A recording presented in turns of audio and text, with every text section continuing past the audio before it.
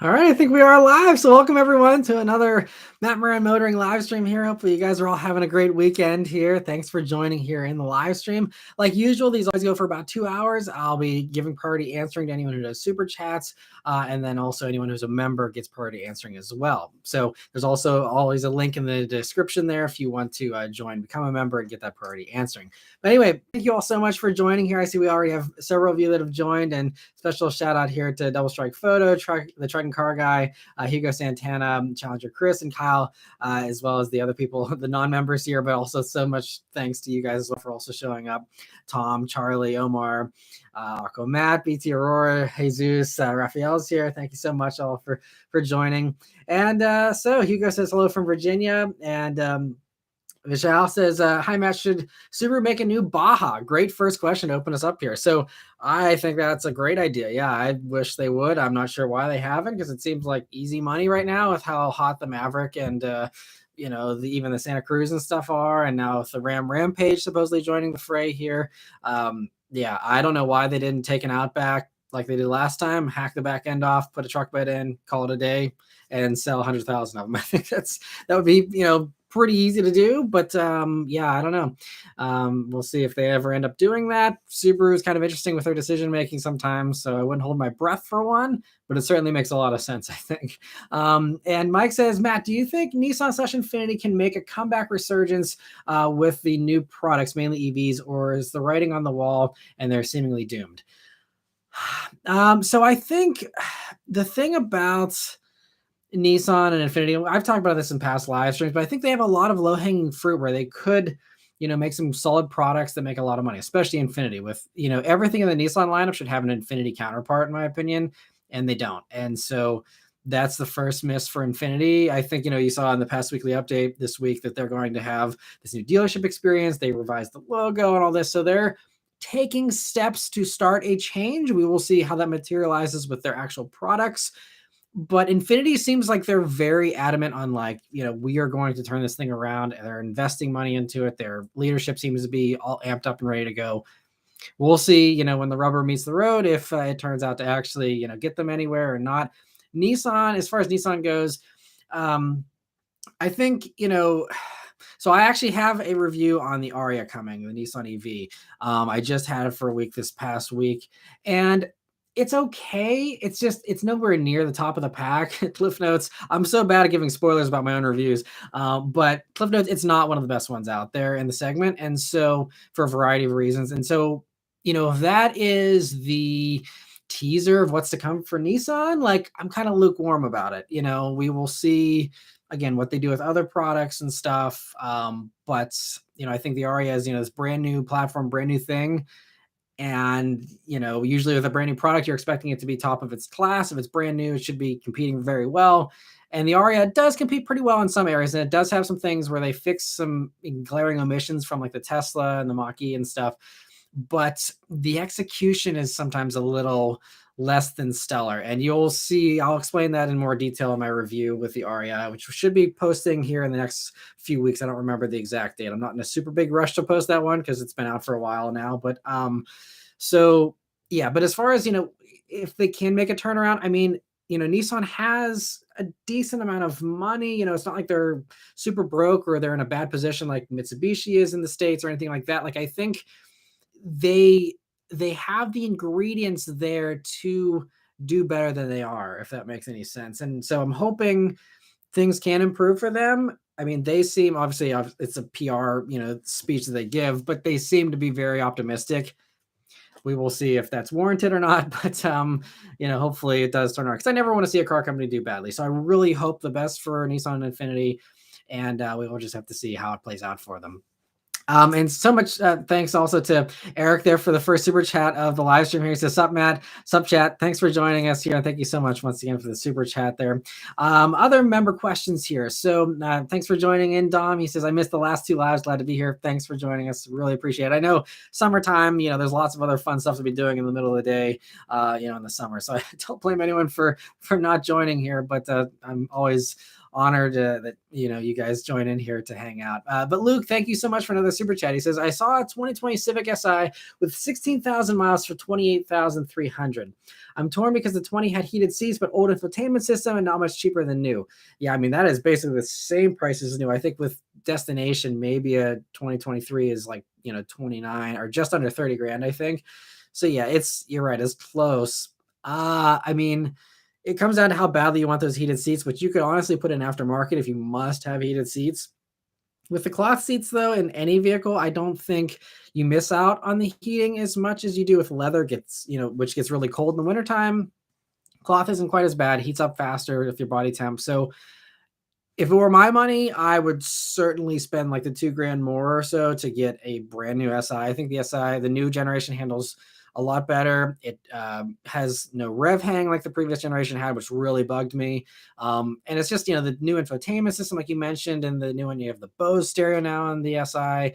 And just the driver inputs are better in the new generation. And the Civic in general, you have more space. It's nicer interior materials and all that. So yeah, if heated seats are your only thing that's really giving you a debate there, yeah, I think the better way to go is to get a brand new one, honestly, as long as you can get one at MSRP, obviously.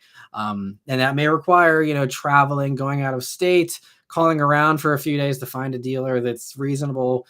But hopefully that stuff's starting to soften up. Honda and Acura are really just like churning out the cars now, thankfully. And I mean, I think their sales, I think Acura was up over 50%. I think both of them, Honda and Acura, both up like over 50% in sales this month because they were just so lagging behind for the past 12 months or even beyond that. And so now they're finally catching up. So hopefully the flood of cars will help dealers to kind of relax a little bit about the markups. We will see because, greed knows no bounds, but hopefully, you can get one at MSRP. I think that's a better way to go than getting a used one at this point, especially if the price is that close.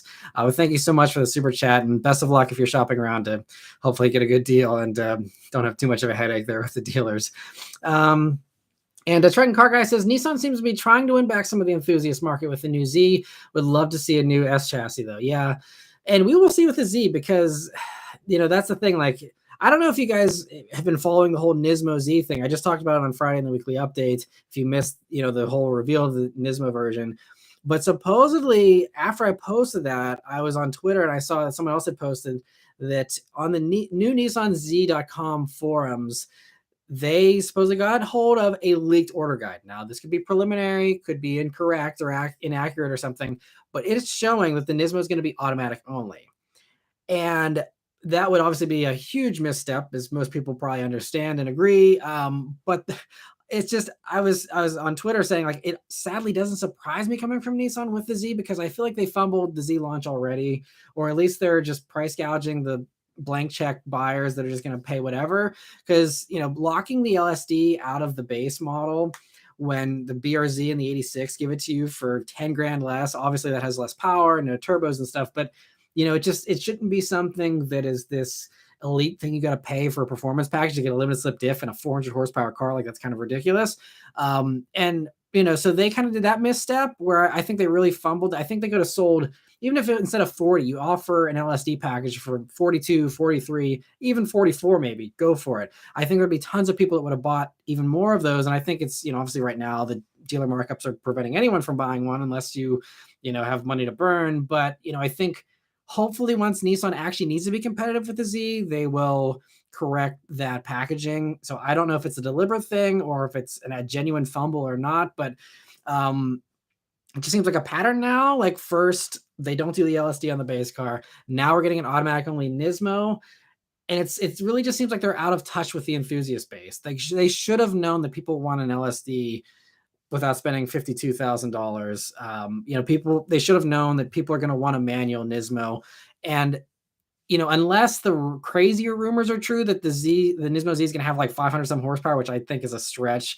I think prepare for like 420, 430 at best. And so at that level, I don't know why, even if you had to upgrade the clutch for an extra 20 or 30 horsepower, which seems overkill, but even if you had to do that and still offer it with a manual. Like, there's, I can't rationalize why, unless, like I said, it's insane amounts of horsepower, why they couldn't run it through the manual. Again, we will wait and see if that order guide turns out to be true. But, with stuff like that, it really makes me wonder, who are they marketing these cars to, and do they actually know their target audience? Because I'm starting to wonder about Nissan, especially with the Z. And even Y is mentioning here that the Z was a letdown already, even though they do offer the manual stuff. And I like the Z, but like you said, the Super 3.0 is the much better choice. I agree with you there. I certainly do, but I know there's a lot of people that don't. And for those people, totally fine, to go for the Z. It's great to have these choices, and everyone likes different things. But I just feel like the packaging was definitely a letdown, regardless of, even if you're a Nissan fan. I know a lot of Nissan fans were like, "What is up with this pricing? What is up with this packaging?" And I was shocked at the price too, considering you used to be able to get a 370Z. Even the last model year 370Z was like, I think, what are they, like 30s, like low 30s or something. They weren't expensive, so it was a huge jump up even for the base model.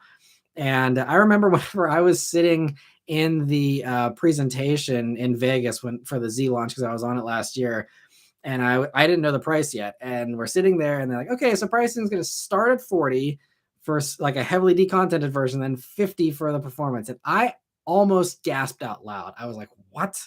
Like, it just seemed really pricey. And so again, kind of missing the mark of, who are you selling this car to? Again, at least in the first year.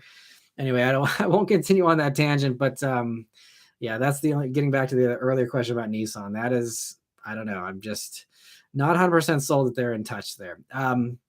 And Jazzbo says, Matt, will there be a commercial break on the Q&A so you can shave? Good one. Just was a busy weekend, so just did not have a chance to shave here. It's on a more serious note, perhaps a video on which vehicles you think are overpriced, which vehicles you think are bargains. Yeah, that's a good idea. I did do the used bargain things earlier this winter.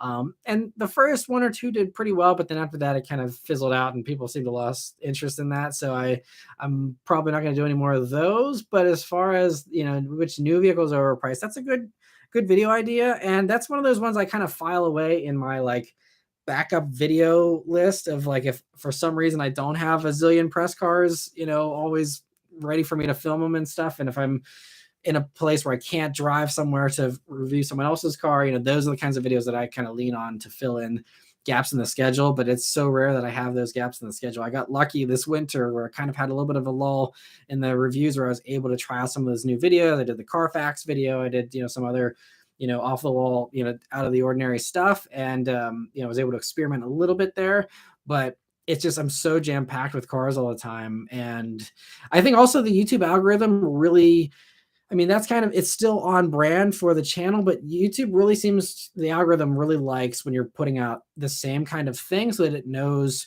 who to target your videos to and stuff. And so whenever you throw them a curveball, it kind of confuses the algorithm a little bit. If it's like, okay, well, wait a minute, this isn't a car review and this is different than what you usually do. Is this going to still resonate? Then if it doesn't, turn out to be an immediate success with the subscribers, then it's like one of those things where YouTube just buries it and it just goes nowhere. So it's kind of tricky experimenting with other stuff. YouTube always says, oh, go ahead and experiment. But a lot of YouTubers will tell you that usually doesn't pay off unless you have a fantastic, lightning in the bottle kind of idea. Other than that, it's usually a little tricky. So I'll probably just stick with the reviews here. And Yuri, thanks for joining. Yuri from the Straight Pipes. I just saw a comment and said, but how about my yellow Integra Type S render? Yeah, awesome thumbnail there, Yuri, on his Integra Type S review. It seems like you have a lot of support for that design change. So if Acura won't do it, Yuri, you should try and figure out a way to do some aftermarket headlights and swap in and just do some, 90s style swap in headlights for the Integra, give them those dual, little projectors.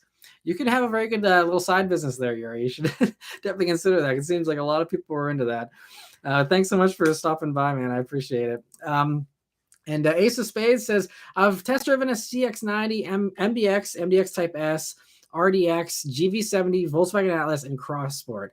Having the hardest time narrowing it down. Likely will wait for CX-70 release.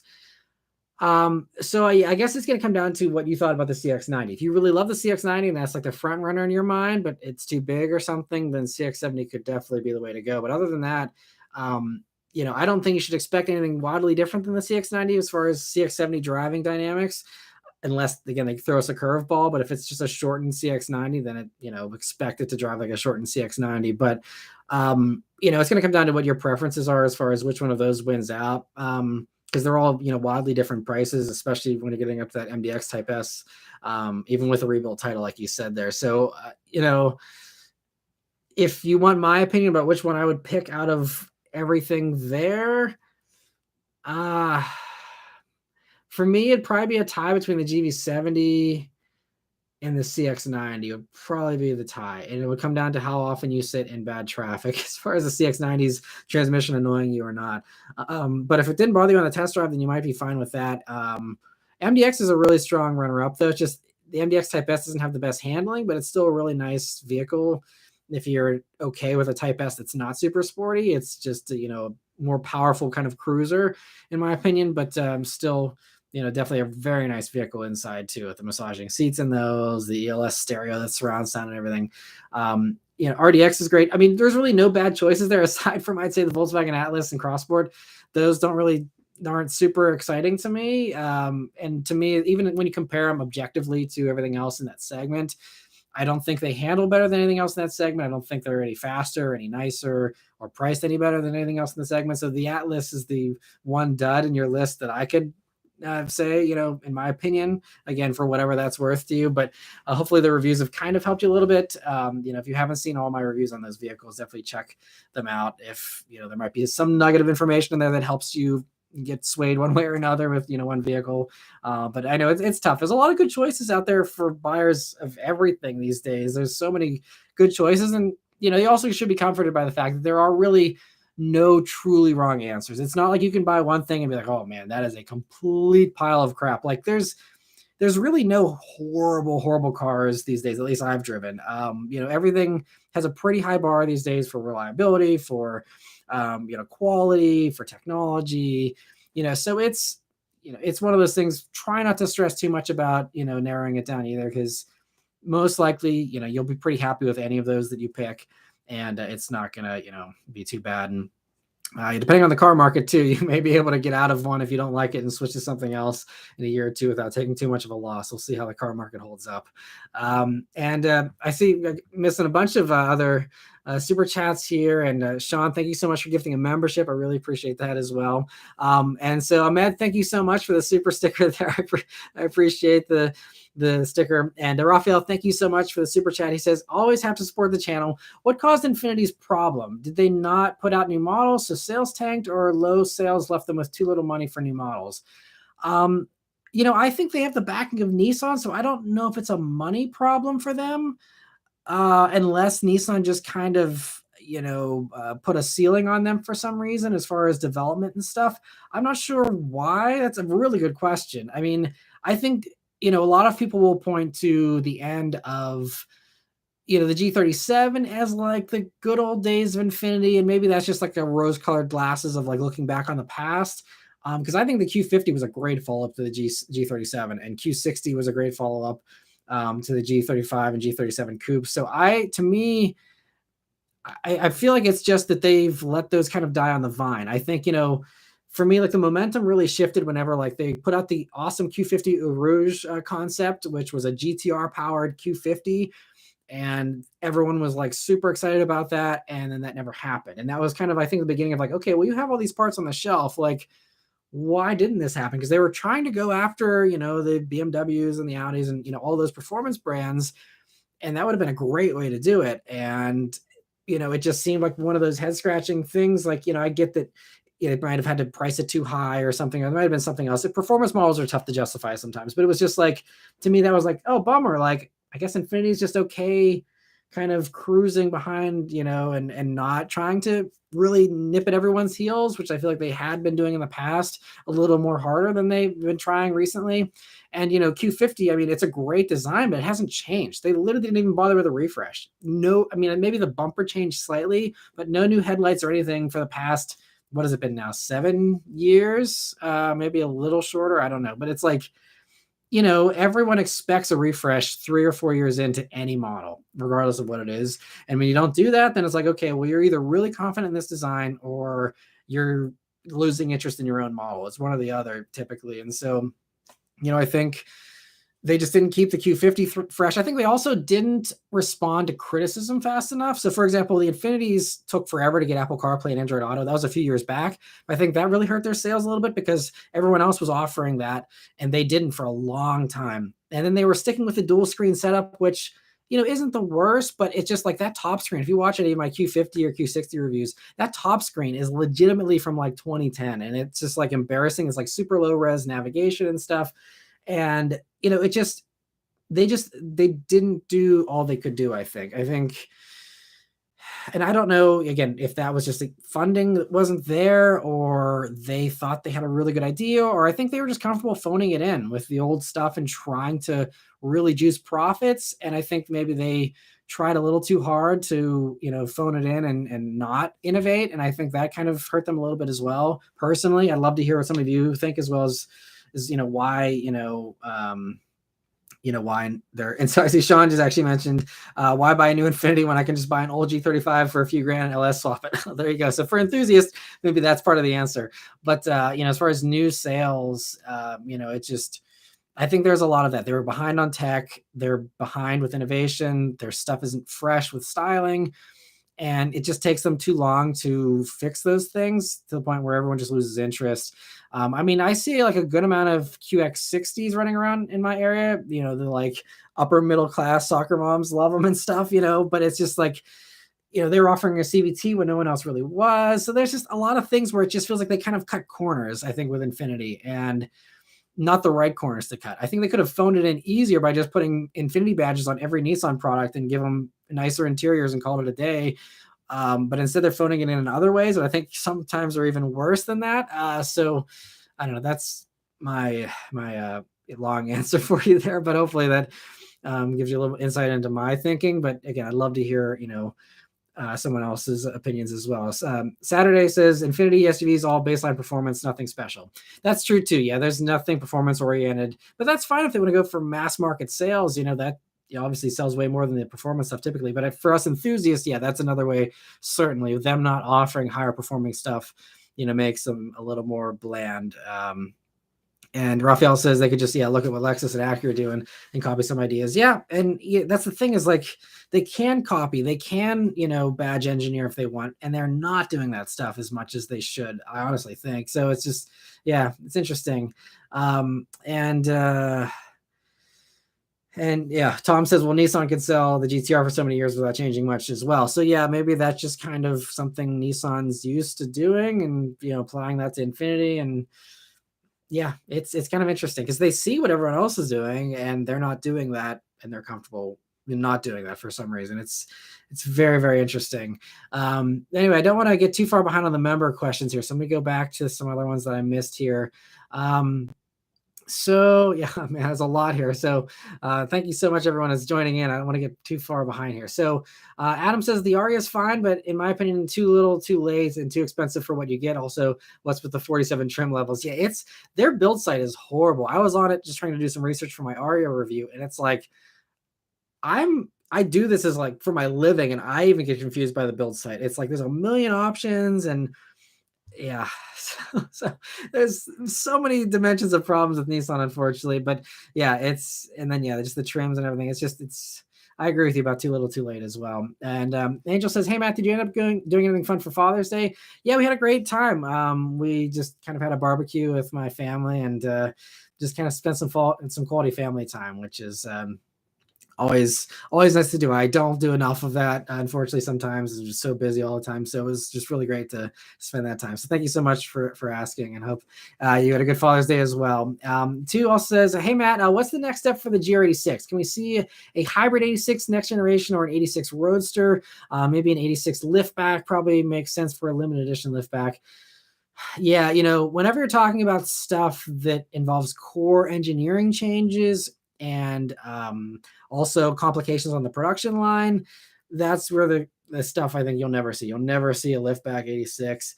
They toyed around with the idea, with the GT86 Open of the last generation, that concept of doing like, convertible.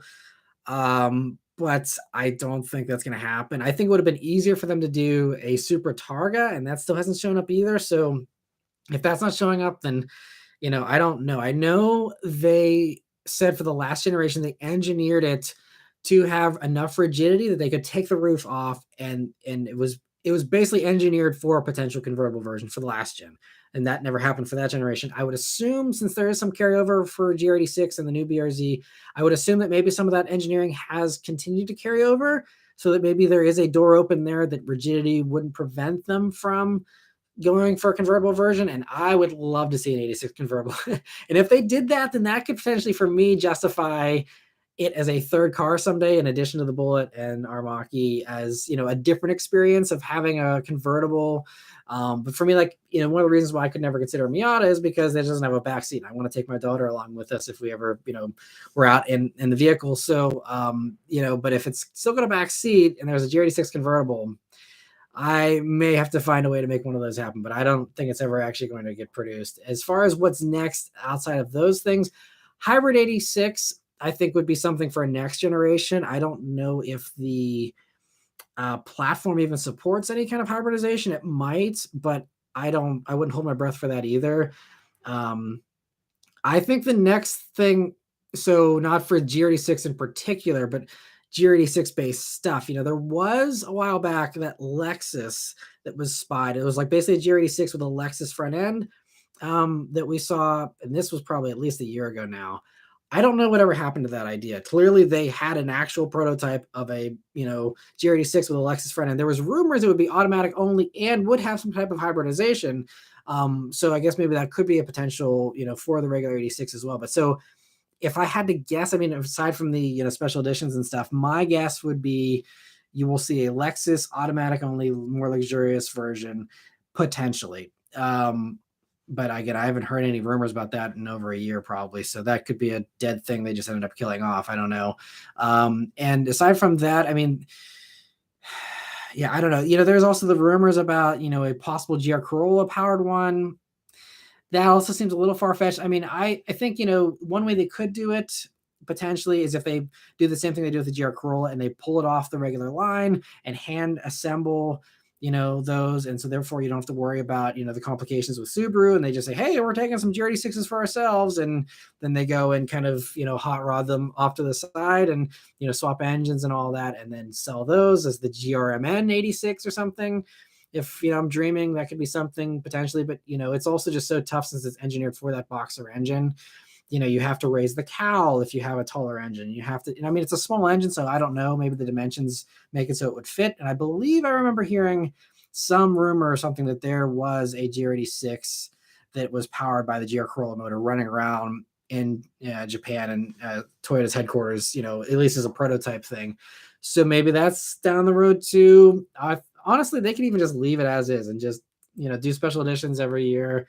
Just the fact that car exists is already a gift, so I'm not expecting anything more, but those are my best guesses as far as what you can see next too. And thanks for joining. Dom says, I missed the last two lives because of work.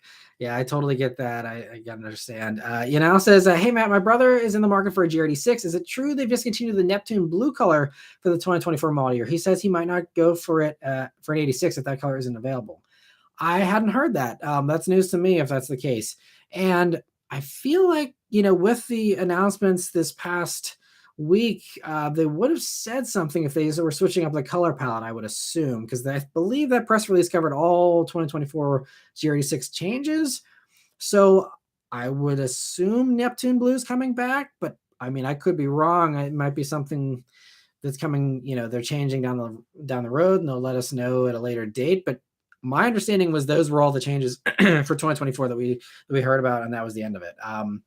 So hopefully, I mean, definitely talk to his dealer and, you know, see if they're willing to put an order in. You know, it should be in the order system, and they could, you know, see if it's available in there. But hopefully you can get one because they're great cars, as you know. And Goth Parker says Nissan screwed up base Z not having the limited slip with every sports car, you know, should have that.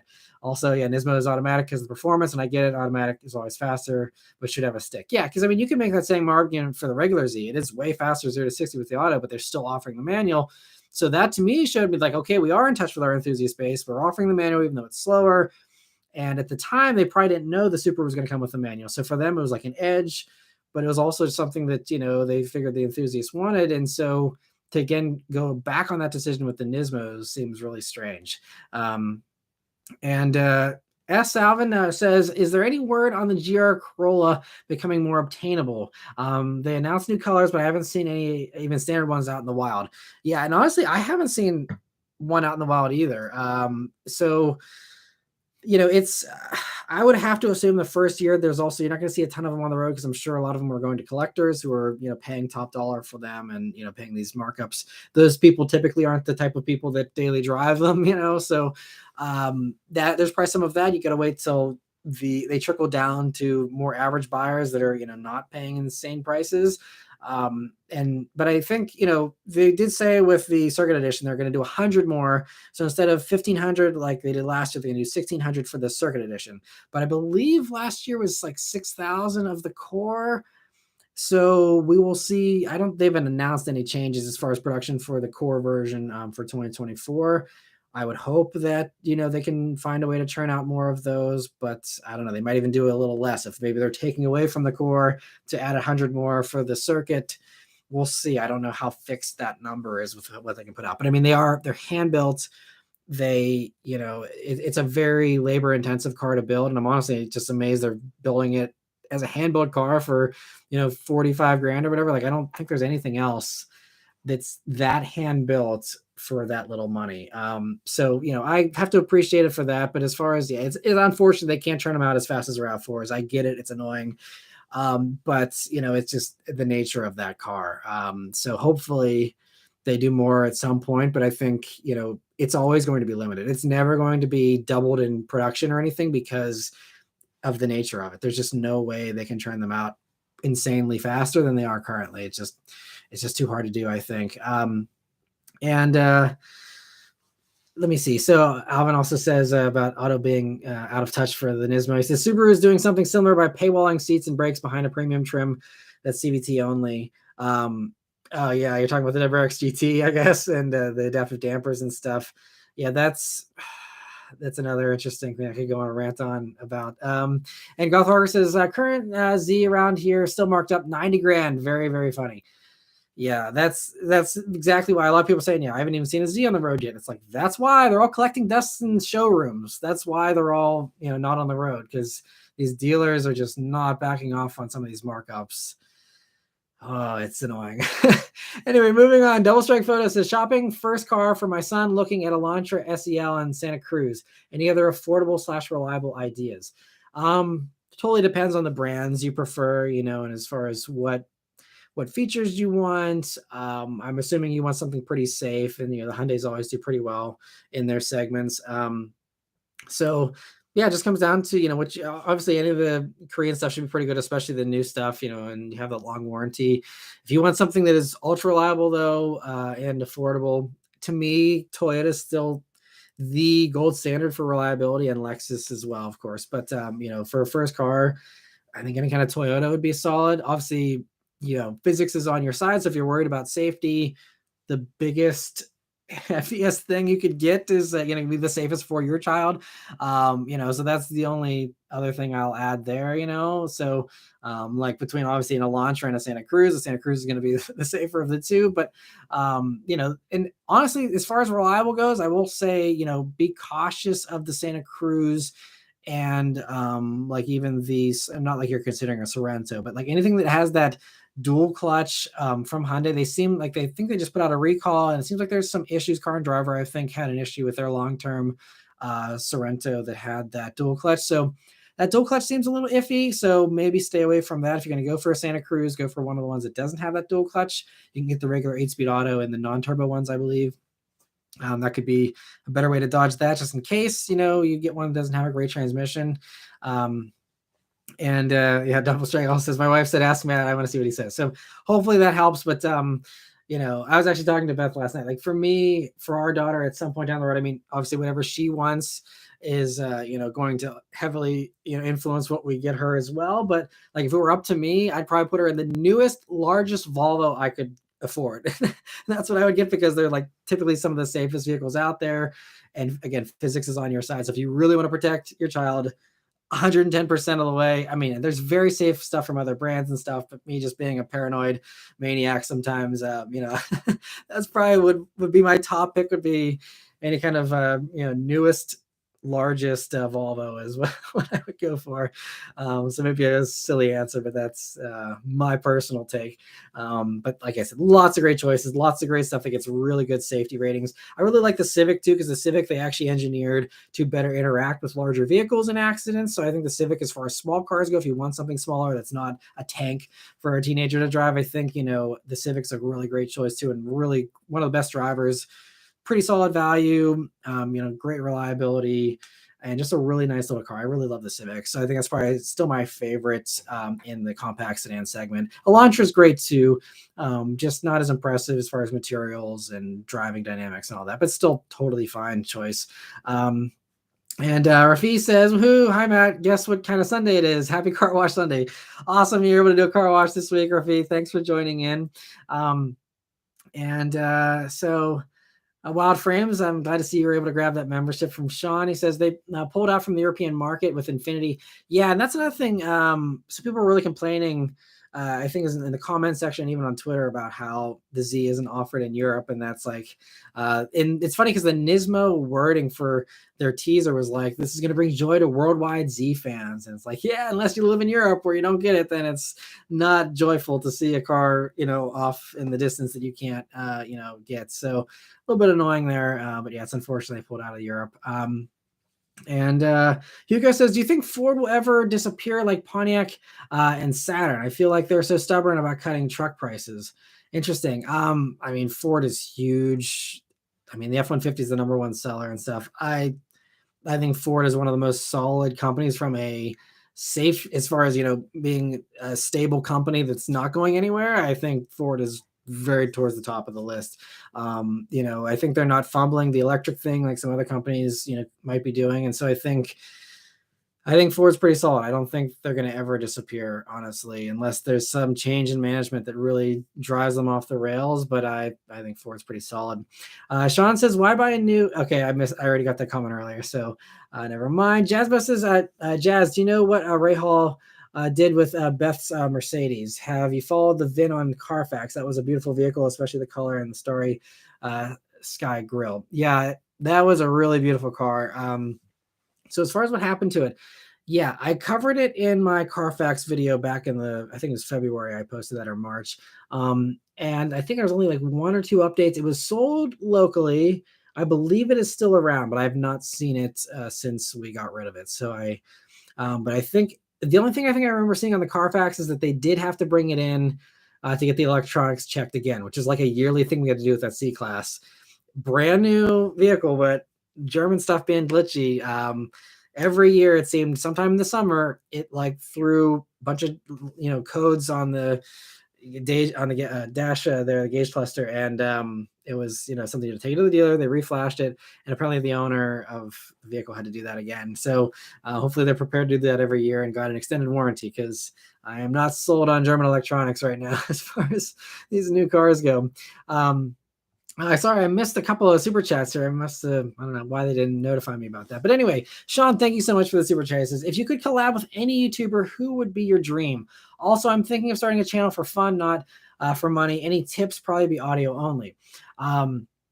So two long answers probably for me. So as far as collabing with any YouTuber, I mean, I gotta say, it's a ton of fun watching the Haggerty videos. It would be a ton of fun to do one with Jason Camisa. Obviously, that's like a pie in the sky dream. But as far as you're asking dream, that would be one of the dream things. I really got along well. Me and Jason were able to hang out on the GT500 launch a few years back.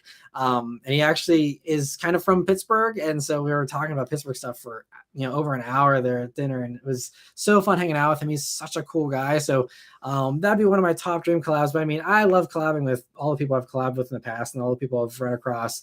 Even like Yuri, who is here in the chat from the Straight Pipes. Awesome dude. I'd happily collab with him. I mean, there's so many I'd love to collab with again. But I think as far as you're saying YouTubers, I guess it's kind of a stretch, but I would love to collab with James May someday, because obviously the Top Gear trio is like, that's kind of what got me inspired to do car reviews in a lot of ways. And I still idolize all three of them. And so, James May kind of does the YouTube thing more than the others do. I mean, but I'd happily collab with Richard Hammond or Jeremy Clarkson as well. But, those are the ones that would be my dream. And even like James May, every once in a while, like he tweets back and forth with Jason Fensky from Engineering Explained. And so I even get like tickled about the idea that like I'm friends with someone who's friends with James May, or, you know, knows James May well enough to discuss things with him every once in a while. So like James May is probably one of the top dreams. I'm a huge fan of James May. I watch all his shows. He just has this new cooking show, Oh Cook, second season of that. The new Grand Tour was amazing if you guys watched that. So that's probably one of the top dreams. Would be amazing. And I get so jealous every once in a while. He'll roast YouTubers' cars. I don't really have anything worth discussing, so I never, you know, hope to even be included because I know there's nothing to talk about with my car collection or lack thereof. But whenever he's, you know, talking about other people's vehicles and he's interviewing, you know, some other YouTubers and stuff, I get so jealous because I'm like, man, like if I could just say like 2 words to James May, like it would like make my life. So that's probably one of the top ones. As far as starting a channel for fun, any tips? It's tough these days. And there's a lot more competition these days. It's tough. Obviously, it depends on what niche you're going into, but I would strongly recommend only bothering if it is a niche where there's not if the community in that niche is not well served yet, or you have a really, really different take that you think would like be amazing and like, you know, be really a paradigm shifting thing in that segment, then go for it. I mean, obviously, the great thing about YouTube is there's no barrier to entry these days, and everyone's got a HD camera built into their smartphone, so everyone can try with no cost to them, without any risk involved aside from the lost time. So, you know, whatever you want to do, try it and see what happens. You never know; it might, you know, turn out to be really successful, you know, and just take off immediately. But for most people, they will tell you trying to YouTube, it is a long grind. And obviously, again, there's some success stories and some overnight successes, but a lot of those also paid to bump themselves up a good bit as well. And there was, you know, some help with a lot of these big YouTubers to get them to where they are, especially the ones that grow fast and haven't been around forever. So it's tough. And, you know, I mean, you've probably, you know, watched in the live streams in the past, me talk about this in the past. It's a lot of work. There's a lot of stuff. I mean, you guys see the highlight reel here. You know, it's a lot of stressful stuff behind the scenes, and, you know, whether it's scheduling stuff or just being overworked or the YouTube algorithm changing and then me having to change my strategy, or, you know, what I'm doing, or just the fact, like, even just, you know, with the increased competition and like the lesser amount of views that I keep continuing to get, it's like I got to churn out more videos. I used to do 1 car review a week. Now I do 2 a week, just to try and make the same amount of money that I made before when I used to just do 1 a week, you know? So there's that, like, you know, I kind of, you know, and again, everyone's experience on YouTube is different, but I've talked to some other YouTubers that kind of feel the same way I do as well, where I feel like I'm going the wrong way on an escalator and I'm trying to get to the top. And it's like, you can get to the top of an escalator going the wrong way, but you got to work really hard. And if you slow down or you stop, you take a break, then you're 3 steps back immediately, you know? And that's kind of the best way that I've been able to visualize for people, you know, what it's kind of like sometimes. You know, if it's great, you know, it's flexible, you can do whatever you want, you can take a week off if you want to, but then it's just like you don't get paid for that. And it's so funny, even, you know, I don't have any other, like, you know, I have other YouTuber friends, but as far as non-YouTuber friends, just actual like normal friends that I've made over the years, you know, it's still hard to even convey to them. They're like, oh, like, well, you can take a week off for vacation. It's like, if I take a week off for vacation, it's because I worked double overtime the week before to work ahead so that I can carve out time for myself. But like, there is no break for me. Like, even COVID, everyone was like, oh, I was so bored during, like, you know, the first few months of COVID there. I'm like, for me, it never stopped. Like, the press trip stopped, but they were like, oh, let's give you more press vehicles, which was great. And I was happy because, again, if I don't make videos, I don't make money. But it's just like everyone else like gets bored, and I like never get bored. So just be prepared that if you do YouTube and it does succeed, it is a lot more work than a lot of people, you know, make it out to be. And it's a lot. It's really a lot. Again, maybe for some people, if you can do 1 video a month and get 100,000 views or something, and it's not for money, that's fine. Like you mentioned, you know, it'd just be for fun on the side. But, you know, just, you gotta, I think, ahead of time, just figure out, you know, how far do you want to take this? How much time are you willing to devote ahead of time? Like, upfront, be like, okay, I need to have this much time for my social life, this much time for my own sanity. Where does that YouTube channel fit into that free time? And if you have plenty of free time to burn and you want to, you know, invest some of it in that for fun, and it's something you're going to enjoy, that's great. But it's just, when these things grow, sometimes they kind of take on a life of their own. And then before you know it, it's like this thing you're trying to keep up with, this hamster wheel, because you have fans that depend on you and are looking forward to you and all that. And it can make it tough. And I mean, even with the weekly updates, I've been noticing this, the weekly updates have kind of dropped off with the views a little bit. And it's one of those things where I'd actually probably be better off for me to quit the weekly updates and just do 3 car reviews a week and spend those 2 days that I spend on the weekly update doing an extra car review. But I know I have so many people who love these weekly updates that, I don't want to let them down, and I enjoy doing them, but it's just like, it doesn't pay off from a money standpoint with the weekly updates anymore. So it's a very tricky thing to navigate. So I would just say, make sure you go into it knowing, where your limits are as far as what you're willing to do and not do for your channel before you get a fan base that, is wanting more videos and begging for, more content and stuff, So long-winded answer, but hopefully that helps you a little bit there. PK, thank you so much for the super chat. He says, what company is mismanaged? Cadillac for me is. Mismanaged companies, we're talking about Nissan and Infiniti. I also think Mitsubishi is another mismanaged company. I think Cadillac's doing great, honestly. But I can understand certain people's perspective about Cadillac. They just want them to be, a boat maker that just does, super soft stuff. And a lot of people thought the whole pursuit of the performance stuff for Cadillac was kind of an odd choice, many years ago. But I think Cadillac's great, but obviously everyone has different perspectives, but I think it's really needs to be Nissan, Infiniti, and Mitsubishi are the top 3 to me that are mismanaged. GM can be, I think Chevy especially, I think they miss some low-hanging fruit every once in a while, but that's the only other one I can really say. But Tom, thank you so much also for the super chat. He says, I have a coworker that wants a sporty manual car for around $7,000. I found an 07 Tiburon V6. Wow, can't believe you found a Tiburon with 130,000 miles for $6,000. The car looked mint. Do you have any suggestions or thoughts on the car? I have never driven a Tiburon. All I can say is they seem to rust really fast, and they didn't seem to be super solid as far as build quality, things like that. Because every Tiburon I've seen has been really rough recently. So, if you found a nice clean one that's mint looking, maybe it was really taken care of really well. So maybe they'd be different for that. It seems like a cool car, though. I always thought they were, a cool idea. It was awesome to see them competing with everybody else. So for $6,000, I'd obviously have the engine checked over to make sure that that's not going to grenade on them, really soon. But aside from that, that sounds like, a fun buy for $6,000. Another thing I got to say, if they're open to other vehicles, one that I think is kind of underappreciated currently is the first generation Scion TC. They're offered in a manual. They have a reliable motor from a Toyota Camry. It's Toyota build quality. I think the TCs look great. You get a panel roof in 2006 in a vehicle that didn't cost an insane amount of money. They were really ahead of their time in a lot of ways with the TCs. I always love the TCs. I don't know, again, how your coworker feels about a TC, but I have, just for kicks, a while back, I looked at pricing, and it seemed like, you could get a nice one, for maybe 8 or 9, but you can get a decent one still for $7,000, and you can also get one with higher miles because it's a Toyota motor, so you don't have to worry about high miles really, and still have a really solid car. So Scion TC maybe would be another suggestion, I'd say, because other stuff, like if you go for like an 06 Civic Si or something like that generation still seems to be kind of already reaching the bottom of its depreciation. They're kind of, I think, creeping up even a little bit. It seems like those are still like $10,000, and they are not dropping anymore. So yeah, I'd say Scion TC would be another suggestion. But Tiburon, if it's nicely kept, that could be a great choice too.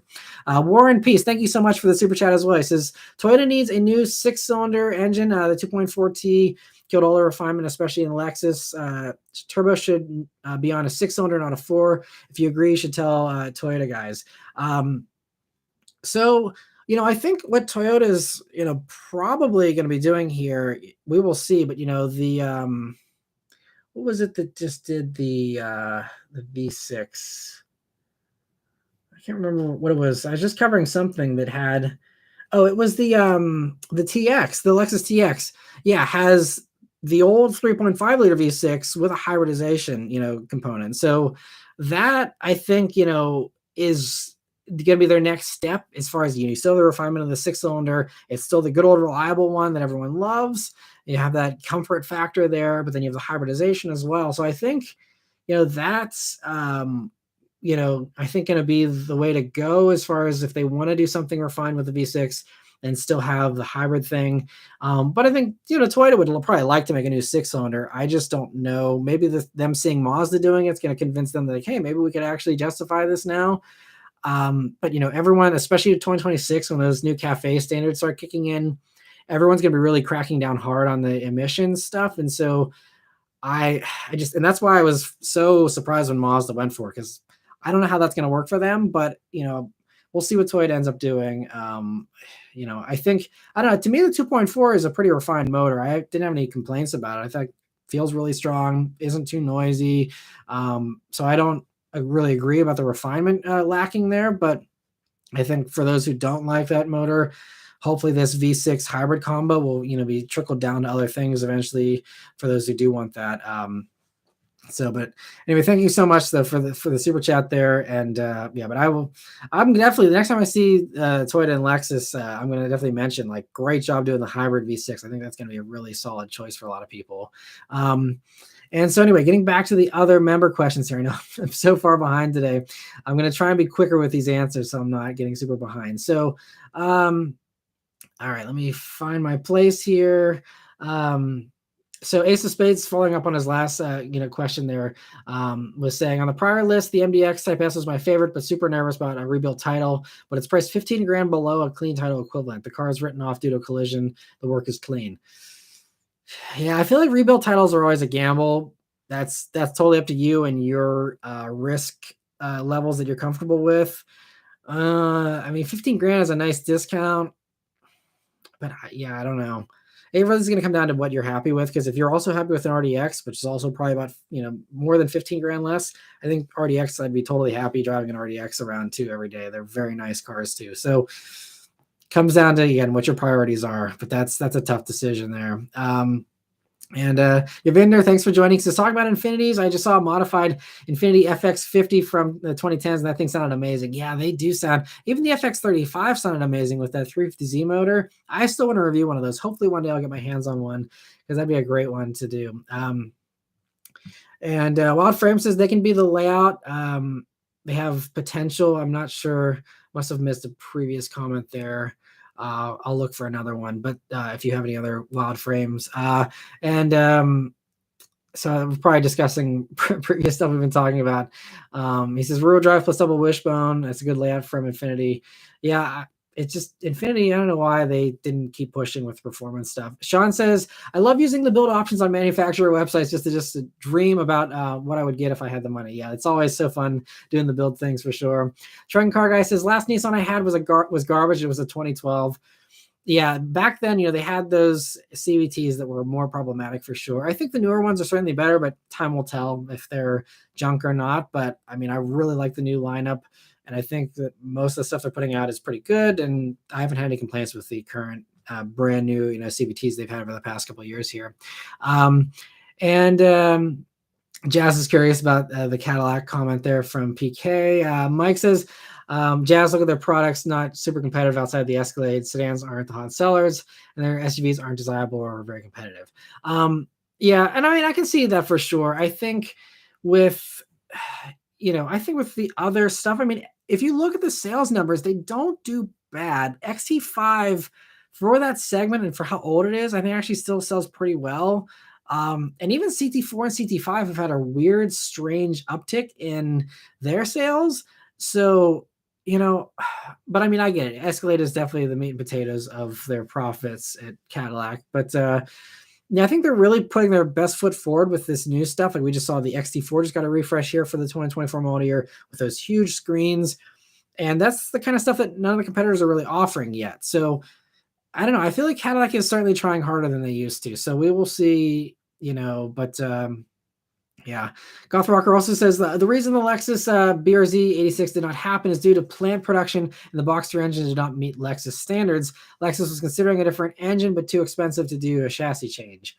Interesting. I hadn't heard all that. Thank you for that info, Goth Rocker. I'm not sure if you could send me a link to that. I'd love to read more about that if you found an article or something. But those reasons all make total sense to me. But good to know that maybe that's out of the question now. And yeah, I totally understand, but Very interesting. Garth Rocker says, did not see a GR Corolla yet in the wild, but yesterday I saw a 2006 Ford GT out in the wild. Those are great cars. What a look and what a sound. Yeah, those are so sweet. They really just nailed the styling on that generation, to do a perfect retro replica almost. And yeah, those are awesome. Sean says, first car for a kid, 2000 Corolla with a box of oil because they tend to leak, and a promise of a set of good no name all season tires every other Christmas. There you go. Yeah, and a lot of people, they do hold that opinion about a first car. Is they're going to bang it up anyway, so get them a piece of junk, and that's that. My counterpoint, though, I will just briefly say is, if they are going to bang something up, I would rather than bang up something with the newest safety stuff and not something that's, has crumple zones from, 25 years ago. But again, everyone likes to do things differently, and it's all good, no judgment. Wild Frames says, best car channel is SavageGeese. Sorry, Matt. Totally don't blame you. SavageGeese does far better videos than I will ever do. Their stuff is amazing. They work really hard. I mean, I think I work hard. I mean, when I talk to Jack and Mark, I mean, this stuff, it's just so hard, the work they have to do. So yes, they deserve every view and every shred of success that they get. I mean, they are fantastic at their channel, and I will shout them out all day. And I'd love to do another collab with them. I did do a little collab. If you watch SavageGeese's, whenever we first did, I think it's the 2020 Toyota Highlander, the new generation, he did this funny little intro on his Highlander video where he wanted me to be reading a book in a library. And it was so random, but it was so fun. I was drive partners with Mark on that launch, and that was so fun to hang out with him all day, and we were filming together and all that. It was a lot of fun. They're great guys, and definitely give them all the support because they deserve it. And I hope someday they get a Netflix show or some kind of big deal to help them ease the burden that they have with doing that channel, because it's such an amazing amount of content they put out, and just hands down the gold standard of videos for whatever car you want to learn the most about. Their videos have it all, and they're so well done. Sean says, I'm not looking to make money. It would just be a creative outlet. I expect to have 3 subscribers and 4 views per video. All people I know, probably nerds and movie content. Okay, well, yeah, I mean, sorry to go on a tangent with my response there, but yeah, I think for something like that, that's totally fine. I don't think that's going to ever overwhelm you.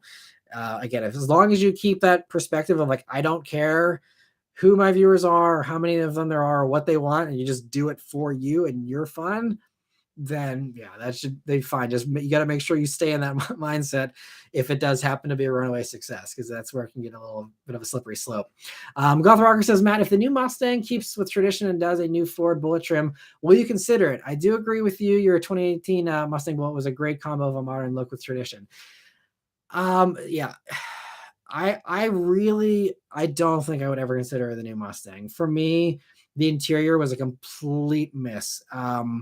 It's from a reviewer standpoint, as a reviewer, if I ever get a chance to review a 2024 Mustang, I will say it's, it has the biggest screens, and it's got, from a technology standpoint, for what everyone's expecting these days, it's a great improvement. It's an improvement in every way. I'm sure every component will be improved over the S550 generation. But for me, I just want the interior to have that retro connection with the double hooded dashboard, and they completely threw that out the window with this new generation. And to me, that interior could be in the Mustang, could be in a Silverado, it could be in a Nissan SUV. It's super generic to me. There is no character. It's just 2 giant tablets and a few buttons. And they even got rid of the rocker switches, and they replaced them with plastic buttons. So it's honestly, I mean, again, unless you really want to have 2 laptops in front of you when you're driving, to me, it's just not, it's not an improvement. And so, and I also I like the taillights on mine better than the new one. I even like I like the styling better in general, just on the old one. And so even if the new one's faster, even if it has a hologram of Steve McQueen sitting in the passenger seat or something, I still am not going to probably want it, just because for me, I think they really did a good job with this new one. It has all the tech I want. It has the CarPlay. It's got the active exhaust. It's got the active suspension, to custom tailor it to my mood. And I can't envision it. I can't envision the new one doing anything more. that would tempt me away. And I even saw someone did a render in the past week or two of the 2024 Mustang in Bullitt trim with the same color and the chrome trim on the windows and the black wheels and all that. And it looks great. I mean, it looked great. It just, to me, I'm content. And contentment in cars is kind of a rare thing for me, and just in general sometimes. So like the Bullitt is one thing I'm truly content with, and so I just want to stay in that zen space of contentment with that car. So I think I'm probably not going to ever replace that or shop around, unless, again, if finances dictate that I need to get rid of it just for the money's standpoint, then that'd be the only reason why I'd ever part with it. But otherwise, there's been tempting stuff that's come along. I'd love a Supra. I'd love a GR86. And I really, really love those cars and desperately want them. But to me, the Bullitt still wins out, even if it's just ever so slightly. So I'm pretty sure I'm sticking with that car forever if I can. And Ace of Spades says, agree. Love the weekly updates. Too bad the views dropped and that it takes so much work. Yeah, it's just the way it goes. But this is why no other channel aside from Kirk, he does the like individual news snippets, but like no one else does a weekly roundup. And for me, I thought it was a competitive edge, but it just turns out it's just, kind of unfortunately not a profitable thing and doesn't seem to have any growth potential. And I've, that's been the reality for years now, but it's even like not even maintaining those views anymore. So it's unfortunate, but again, I enjoy doing it. I know many of you enjoy it. And so I'll keep going with it until the viewership drops off to the point where it truly gets silly to do. But, hopefully it continues on, for a little while longer.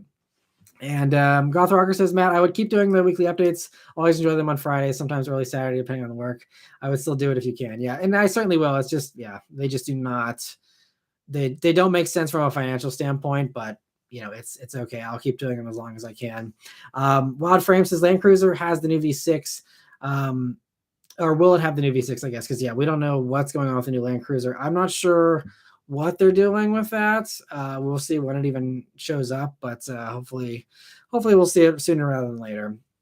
Raphael says, I very much like my Camry with the V6. I just wouldn't like it as much with the inline 4. Yeah, there's something to be said for V6s for sure. Oh, and sorry, Luke, I missed your super chat a long time ago, I guess. Sorry, I don't know why these super chats aren't popping up on my thing here. Anyway, thank you so much for it. He said, I feel like two-row V8 SUVs like the older Trailblazers and GMC Envoy were underappreciated. Totally agree. And I'm kind of surprised those haven't started to like appreciate a little bit. Maybe there's just not very many nice ones out there anymore because they've all just gone through 10 owners at this point. And I see a lot of them in junkyard, sadly. But I think those are all awesome. And we'll see if something like that ever makes a comeback as far as mainstream brands. But obviously these days it'll just be everything electric, most likely.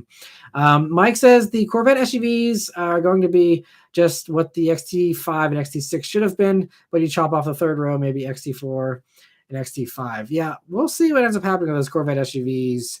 I think there's only one in development that I've heard about, but hopefully, it's more of a Cayenne kind of thing that's higher performing. We'll see.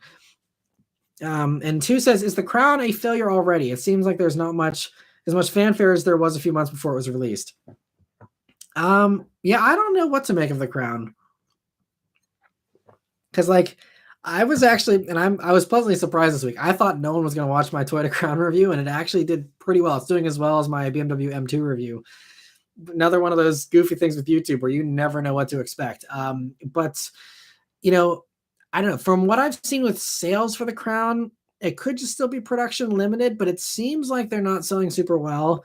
And I was even talking to my brother-in-law who's a Toyota salesman, and he's like, yeah, the Crowns are just getting bought by the sales managers at the Toyota dealerships. Essentially, they're going for them because it's like, hey, I can have a really nice Toyota and stay within the brand, but they're not selling super well with other people. Now that could just be our little pocket of southwestern Pennsylvania, or that could be everywhere. I don't know, but I have not seen a Crown on the road yet personally. I don't know if you guys have seen any, but so based on all that stuff, I would assume it's not doing super well, but that's another niche product for Toyota. Expected to sell maybe as well as the Venza, probably even worse than the Venza. So if you don't see a lot of Venzas around, from people who want a nicer RAV4, then I wouldn't expect Crowns around for people, looking for something nicer than a Camry. But also want to spend Lexus money, but don't want a Lexus for some reason. It's just kind of a tough niche, like I talked about in my review. So I don't know if it's a failure. I think for Toyota, that's kind of an international car, and bringing it to the States was just kind of like a nice, like, hey, let's just throw it out there and see what happens. So I don't think they're too worried about it, honestly. I mean, I could be wrong, but I don't think they're really too concerned about sales for that. So they put it out there. Whoever wants them takes them, and they'll adjust production accordingly. But yeah. And Yanal says, correction, the two best car channels are SavageGeese and Maran Motoring. You two are the only ones I watched. Your in-depth real-world testing and their technical info gives everything I need. Well, I really appreciate that. I'm so glad you like it, Yanal. And yeah, it's there's a lot of good channels out there, though. That's one thing, there's, especially in the past few years, there's been so many good channels that have popped up that do excellent videos. You guys are truly spoiled for choice out there these days. And so that's why I totally understand, the views dropping off, because I know my videos aren't the best. I'm so glad that, you think so, but I know that, production quality and, the amount of videos that I do and stuff, it's not as much as some others, but I'm so glad for all of you who do support the channel still, regardless. And Rodrigo says, hi, Matt, longtime viewer here from Chile. Thank you so much for joining. That's awesome. It's always so fun to, hear about people, watching from other places in the world too. It's so fun. YouTube's really good about breaking that out in the demographics there, and they'll show me all the countries of all the people that are watching. And I mean, there's, every country in the world, there's at least, one or two views, and it's so cool to see that these videos are truly, reaching the entire world in one form or another. And it's very, very exciting, also very humbling in a lot of ways too.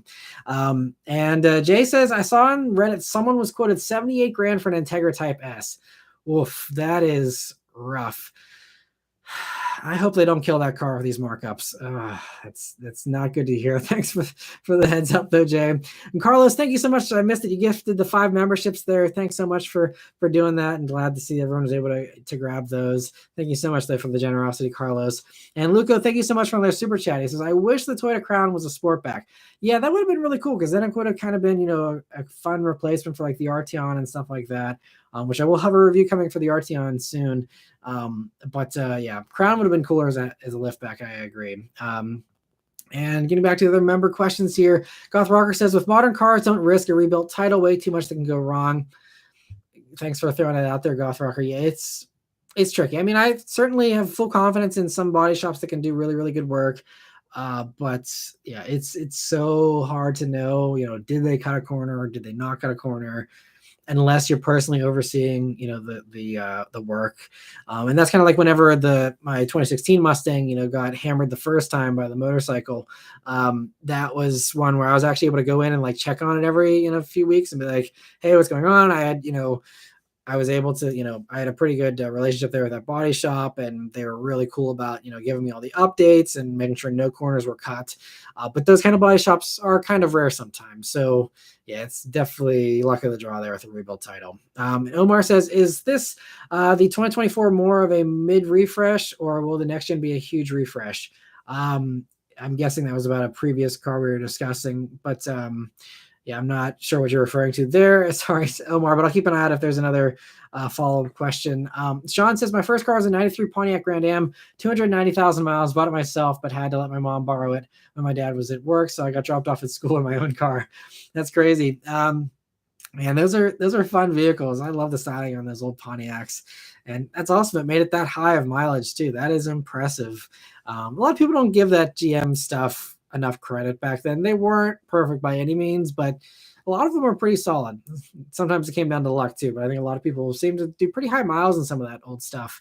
And Wild Frame says, I don't get the screen stuff in cars. We have Android Auto. That's it. All other stuff can be left as before with buttons. I agree. I hope things don't go overboard. I think hopefully we've reached close to peak screen, but we'll see what happens. Truck and Car Guy says, when I see a 2024 Mustang, I can't help but see a two-door Elantra, and I don't like it.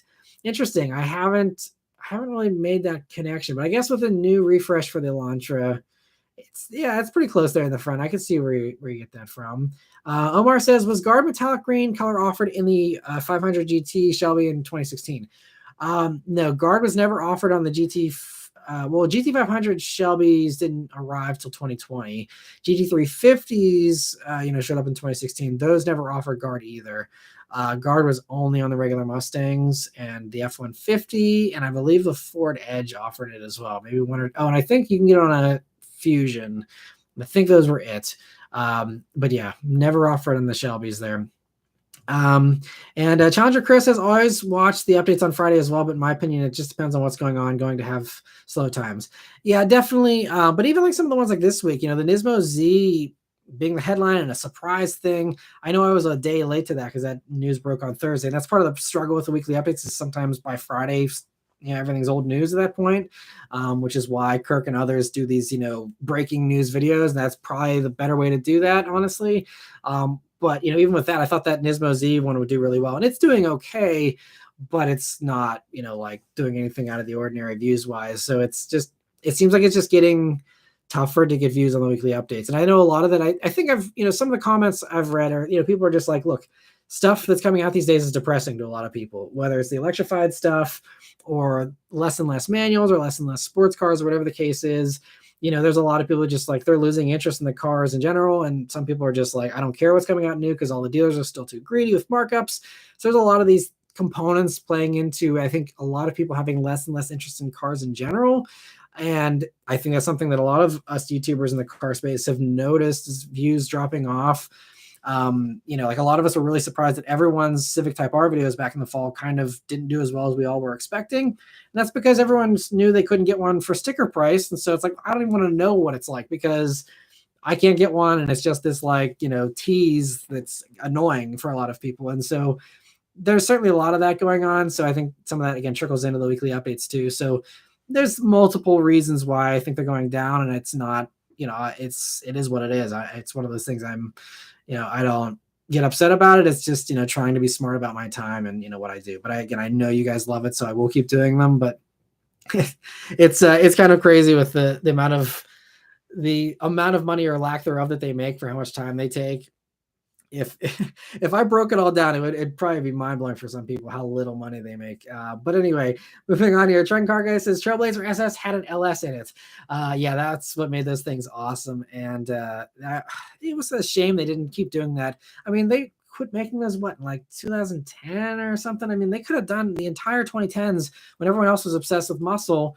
Why didn't they do crazier Trailblazers or other, GM stuff? I even don't know why they didn't bother putting a supercharger in the Tahoe. I mean, they finally did it in the Escalade, but why not do a supercharged Tahoe or something? Just get more of that low-hanging Chevy fruit that they just don't capitalize on for some reason. And Raphael says, if the Crown was a replacement for the Avalon, that car didn't have large sales numbers either. Yeah, and that's I think why Toyota's expectations aren't high, because that's what it's supposed to be. So I think that's something that, they were fully prepared for sure. And Carlos says, hey, Matt, just tuning in. How's your week been? It's been a busy week. It's so funny. I was just telling my sister yesterday, it's like every week is a blur for me. And a part of that's also being a dad, with a young kid. That also makes it a little more crazier and hectic, but it's just like I'm just like looking at a calendar and just watching the days just like flip by, and like time-lapse fashion. That's how I can accurately describe my life right now. Just so busy all the time.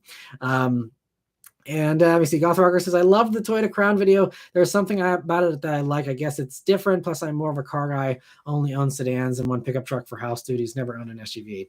Yeah, and I think that's what's really fun about the Crown is it's just a new sedan, which is a rare thing these days. And so it's one of those things I appreciate Toyota even putting it out there because it's an unpopular idea these days, but they're doing it still. And for that, I got to give them a lot of respect. It may not be the most sound business decision here in the States, but again, I got to respect them for doing it nonetheless. And hopefully, it does better than they're expecting. We'll see.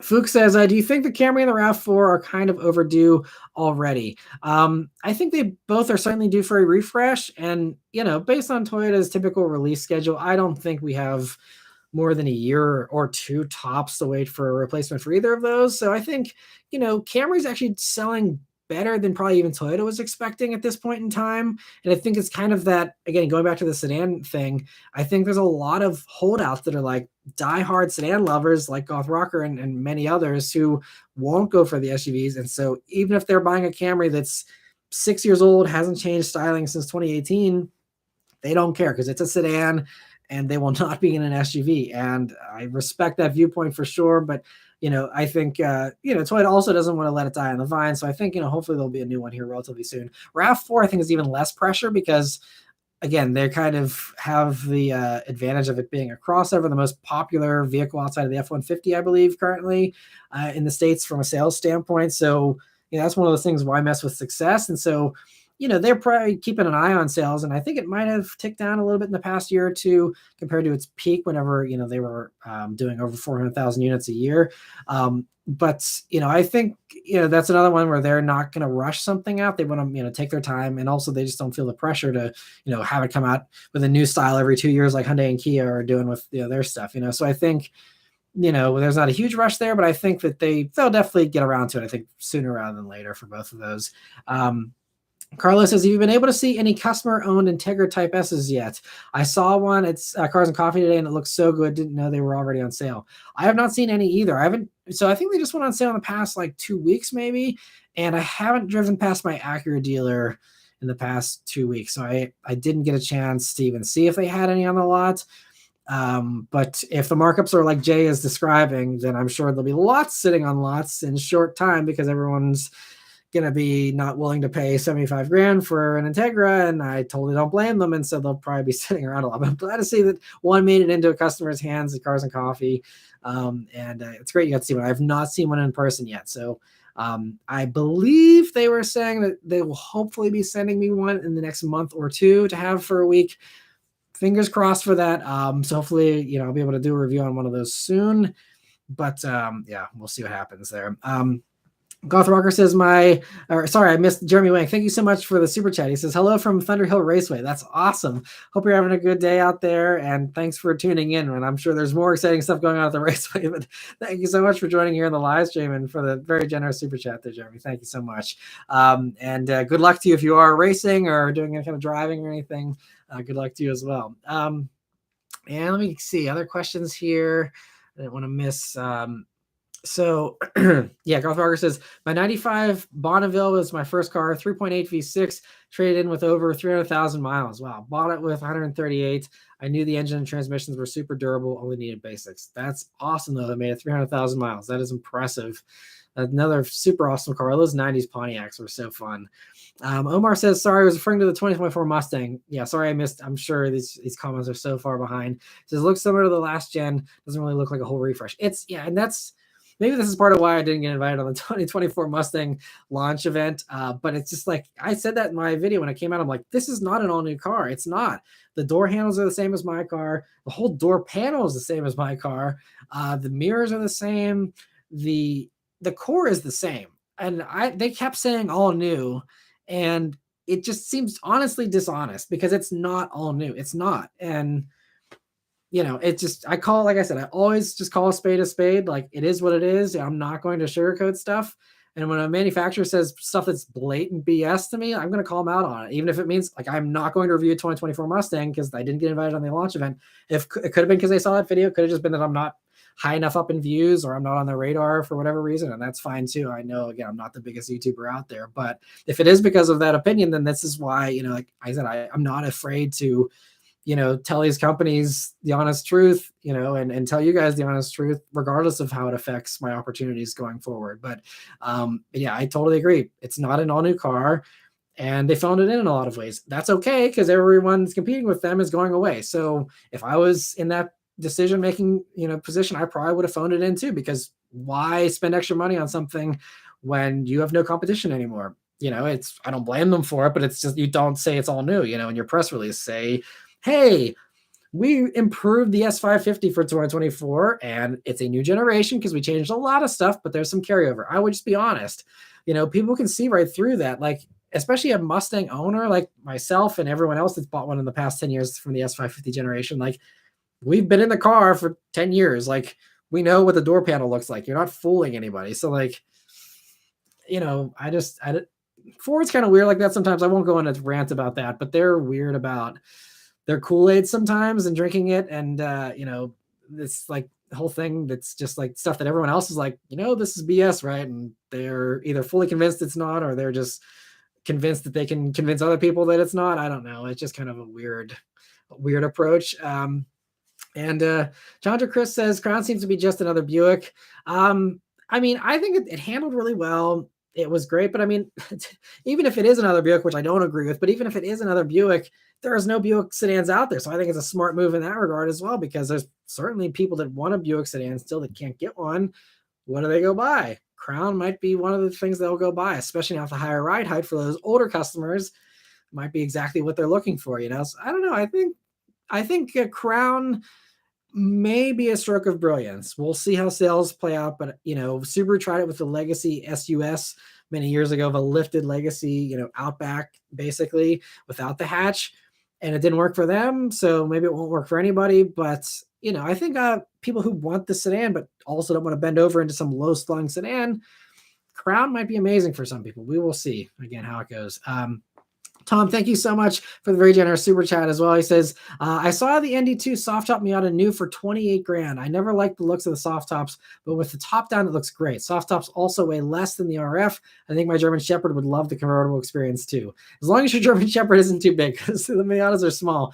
But yeah, ND2, I love the ND2. And 28 grand for, yeah, one of those is great. Now, the thing is too, I mean, I guess it depends on how much you're going to drive with the top down, but if you're planning on having the top down all the time, and you like the way the top looks when it's down, then you're never going to really see it with the top up, you know. So if you're okay with that, you know, idea, then I totally, yeah, I definitely, if it were me buying a Miata, I would totally do soft top over the RF, even though Pittsburgh doesn't have amazing weather all the time. But I think they look better. They also drive better. It's more top heavy with the RF, and I talked about this in my RF review a few years back.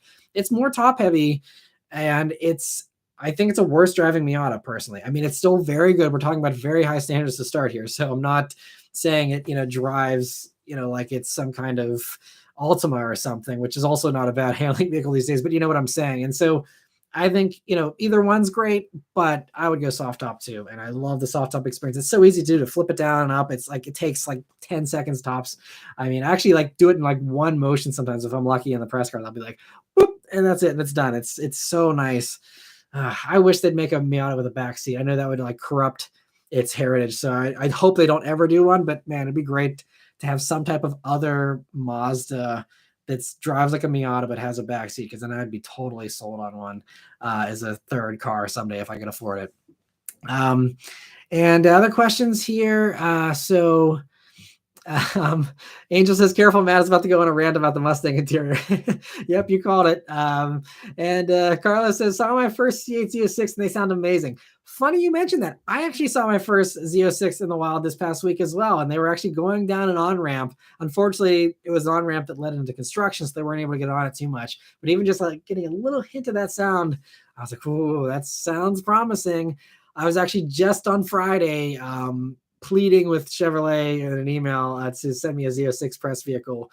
We will see if they do. Chevy's really good about sending me press vehicles, but that is one that I believe there's a lot more work involved with sending that vehicle for a press loan. So I'm not sure if I'll ever get a chance to ever review one, but I hope I do. I hope that they can find a way to justify sending me one, because man, that would be an incredible week. I even told them, I told them in the email, I was like, I'll even kick the Bullitt out of the garage for the week. I'll even garage it because I'll baby it that much.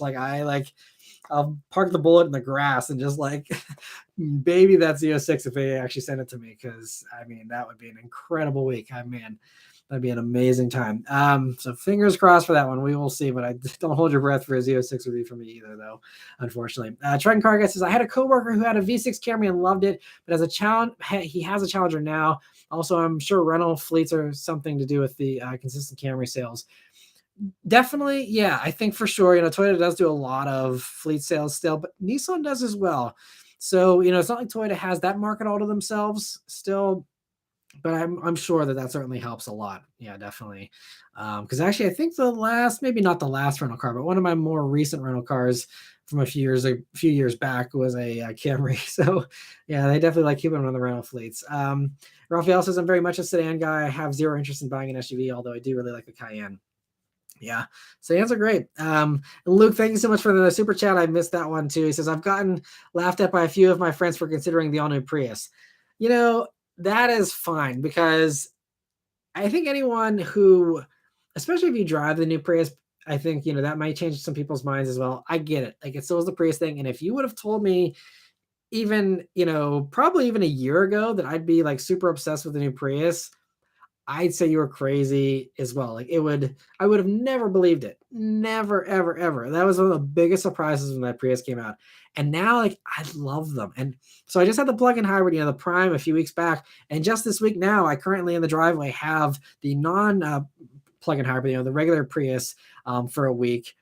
And again, I'm so bad at spoiling my videos, but like, I still love that thing to death. I don't know. Like if I wanted an economical commuter, I'd probably get one.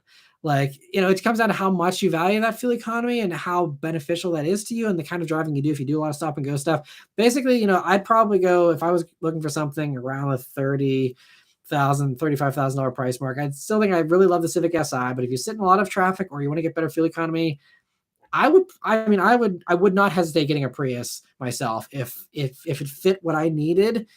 And what I was looking for. I love them. And I'm actually like sad to give them back. When they took the Prime, I was like, man, I'm going to kind of miss the Prius. And then I'm so happy I got right back in this one. Same great driving position. I love the way they feel behind the wheel. And just, I don't know, it's just like, yippee, I'm in another Prius this week. And I'm like checking myself, like, what has happened to me that I'm now excited about the Prius? But they're just, I don't know. I really love them. So no shame.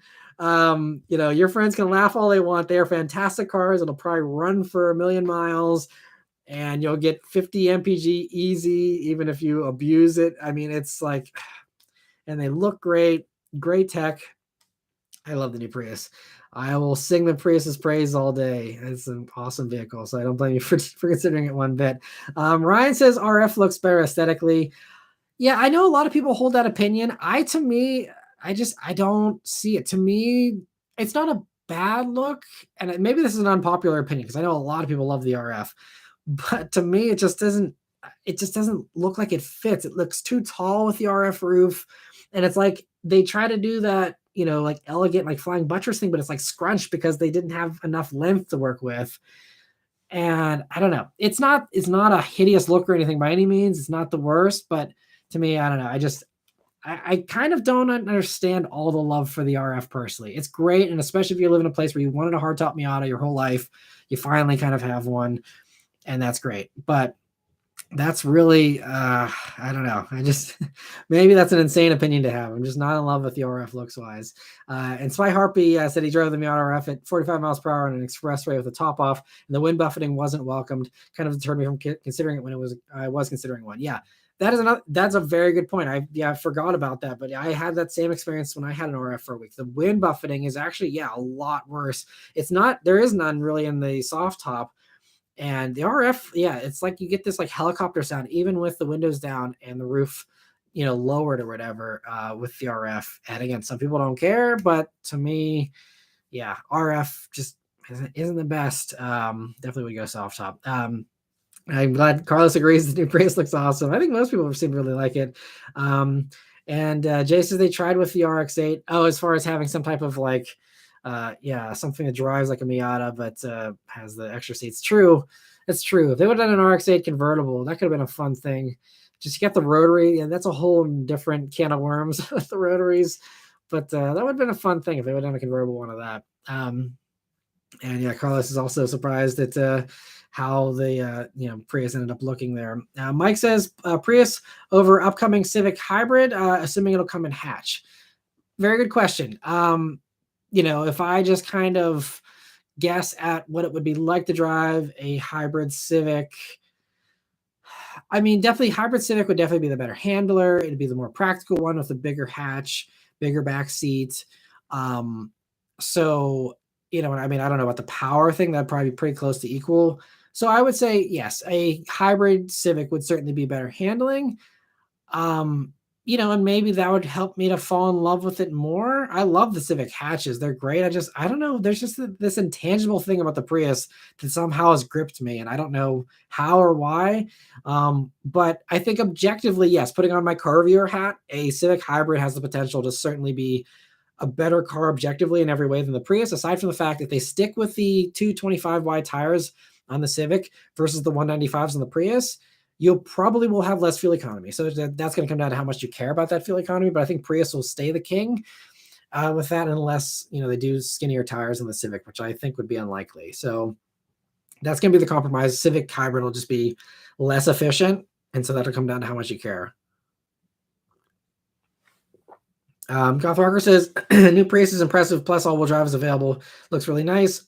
I didn't know I could ever bring myself to ever buy one, but I test drove one. It's really impressive. I still love my Subarus. Yeah, everyone's got their preferences, and that's totally fine. And Carlos is saying he agrees with Brianna. And the last few, they forego the look category as far as the Prius. Yeah, that's totally true. Priuses have never been really great looking cars, I think, in my opinion, but yeah, this new one, I'm so glad they changed direction there. And Omar, I see your question there. I'm sorry I did not get to it yet.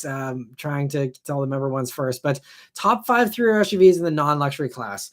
I'll quickly rattle this off. I'd go into more detail, but it'd be a long answer. So top 5 for me, I think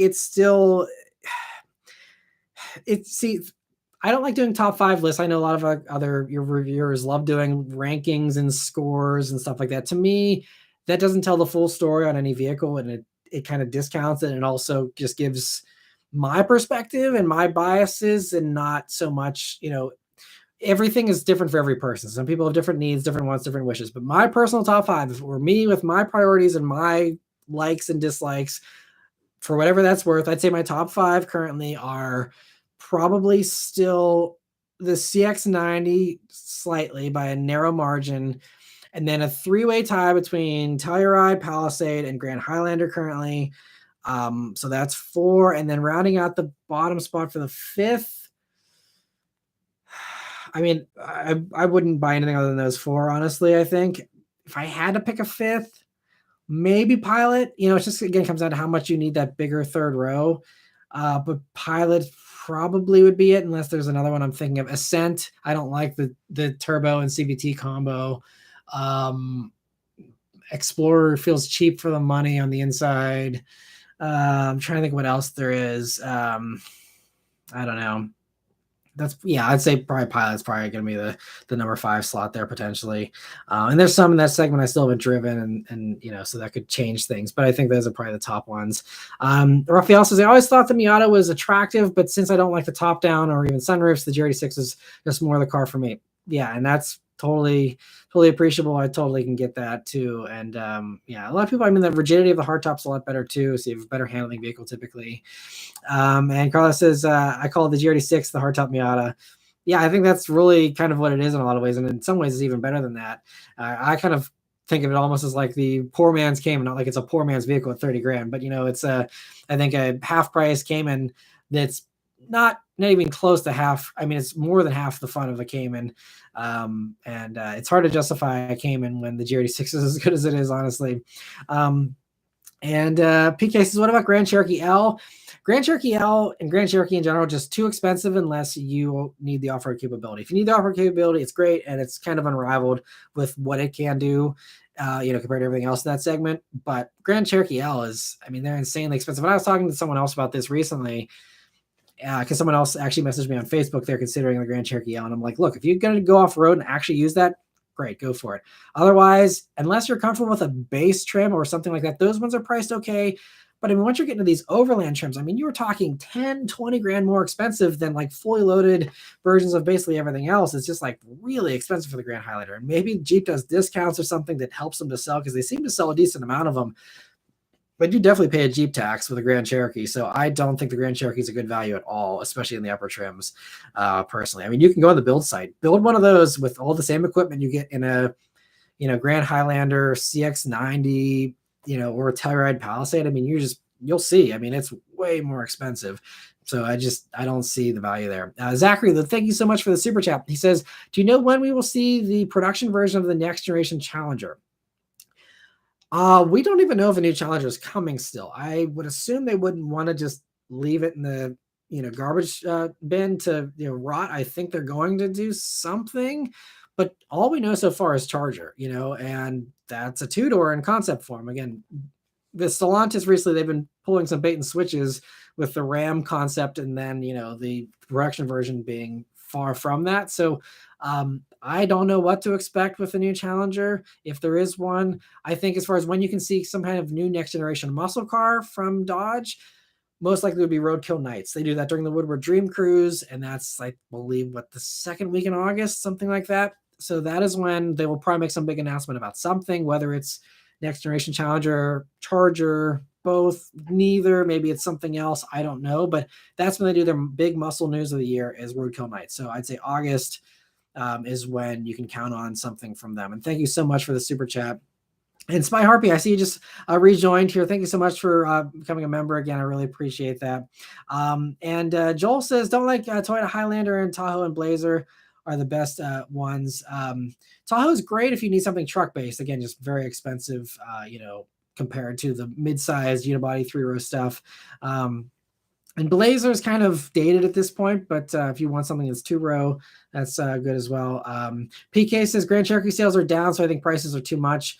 Okay, well, that doesn't surprise me one bit, so totally can appreciate that. And I'm sorry, Carlos, I missed. He said, gotta leave early. See you next weekend, everyone. Thanks so much for joining in there, Carlos. Yeah, we do about 25 more minutes here, and then I'll be signing off as well. Other questions here. So we have LT4 Power says, I heard Matt's a WRX fan. I am, but certainly less than I used to be, that's for sure. Luke says, Honda hybrids tend to fall on their face with the highway fuel economy. Yeah, it's they're trying to do like the performance thing with the new hybrids, but it's like still not that quick, so it's kind of interesting positioning for the Honda hybrids, but it's great they're doing them. And we'll see how that plays out. I mean, the sales are going to be good since they're locking people out of those top trims unless you go hybrid. So hybrid stuff's going to get boosted no matter what, but we'll see how that plays out for them over time. And but I think it should do pretty well for them because they're priced really well for what they are and stuff. And so I think they'll be fine for people who don't need to have the absolute best fuel economy possible. And let me see here. Other questions. I can scroll up to some of the ones I might have missed earlier. So Stanley is having an affair. Says Heritage Edition Camaro, a letdown, just stickers and paint. Yeah, I think so too. I mean, I know they probably have like a non-existent budget right now for Camaro, and I'm honestly surprised they even bothered with anything because it seems like they're just, Camaro is just this thing they don't even want to talk about anymore almost. But definitely a letdown. It's not hard to even do some small things just to toss a bone to people. Like, go into the GM parts catalog and just raid the bin and throw an intake on it, throw, an exhaust on it, or, some different, wheels, or just something, I don't know. I don't know. It's whatever. Camaro has been neglected for many years now, unfortunately. So this is on brand for Chevy. Another back to the thing I was talking about earlier with Chevy just having some misses. I think that's another one too. They didn't put enough love into the Camaro. It's an amazing vehicle, but they didn't market it. They didn't innovate it in the right direction. With the styling getting worse with the new refresh and stuff. It's unfortunate. So yeah, definitely a letdown. Let me see. So Joel says every auto company does it, says it's news and it's still a refresh. So there are some other companies that say it's all new, but I've noticed, I'm pretty good about being a stickler about that. And there's a few companies I can remember that will every once in a while say this is all new when it actually isn't. But typically they're good about saying like, hey, we've improved this vehicle for 2024 or things like that. So I know Ford is not alone with doing the all new thing we were talking about a few minutes ago, but to me, just because other people are doing it doesn't also make it okay. If it's a lie, then it's a lie. Like, I don't know. To me, like, it's not a hard thing to figure out, like, all new. Like, it's a simple word, no interpretation needed. If it's not all new from every bolt down, like, then to me, that's a little disingenuous. You can have some carryover stuff as far as, behind the scenes stuff or minor things and still maybe get away with it if it's like a completely new platform, brand new body, brand new engine, brand new everything. But whenever it's, a phoned in thing in a lot of ways, just like, people are going to see right through that. It's kind of funny. They think people won't. And Ryan says, between you and everyday driver, I need to test drive a GR6. Finally saw one in person. They look great. Yeah, I think it would convince a lot of people if you give it a try and test drive it. I think a lot of people were, put off by the power with the previous generation. They've really fixed that with the new one.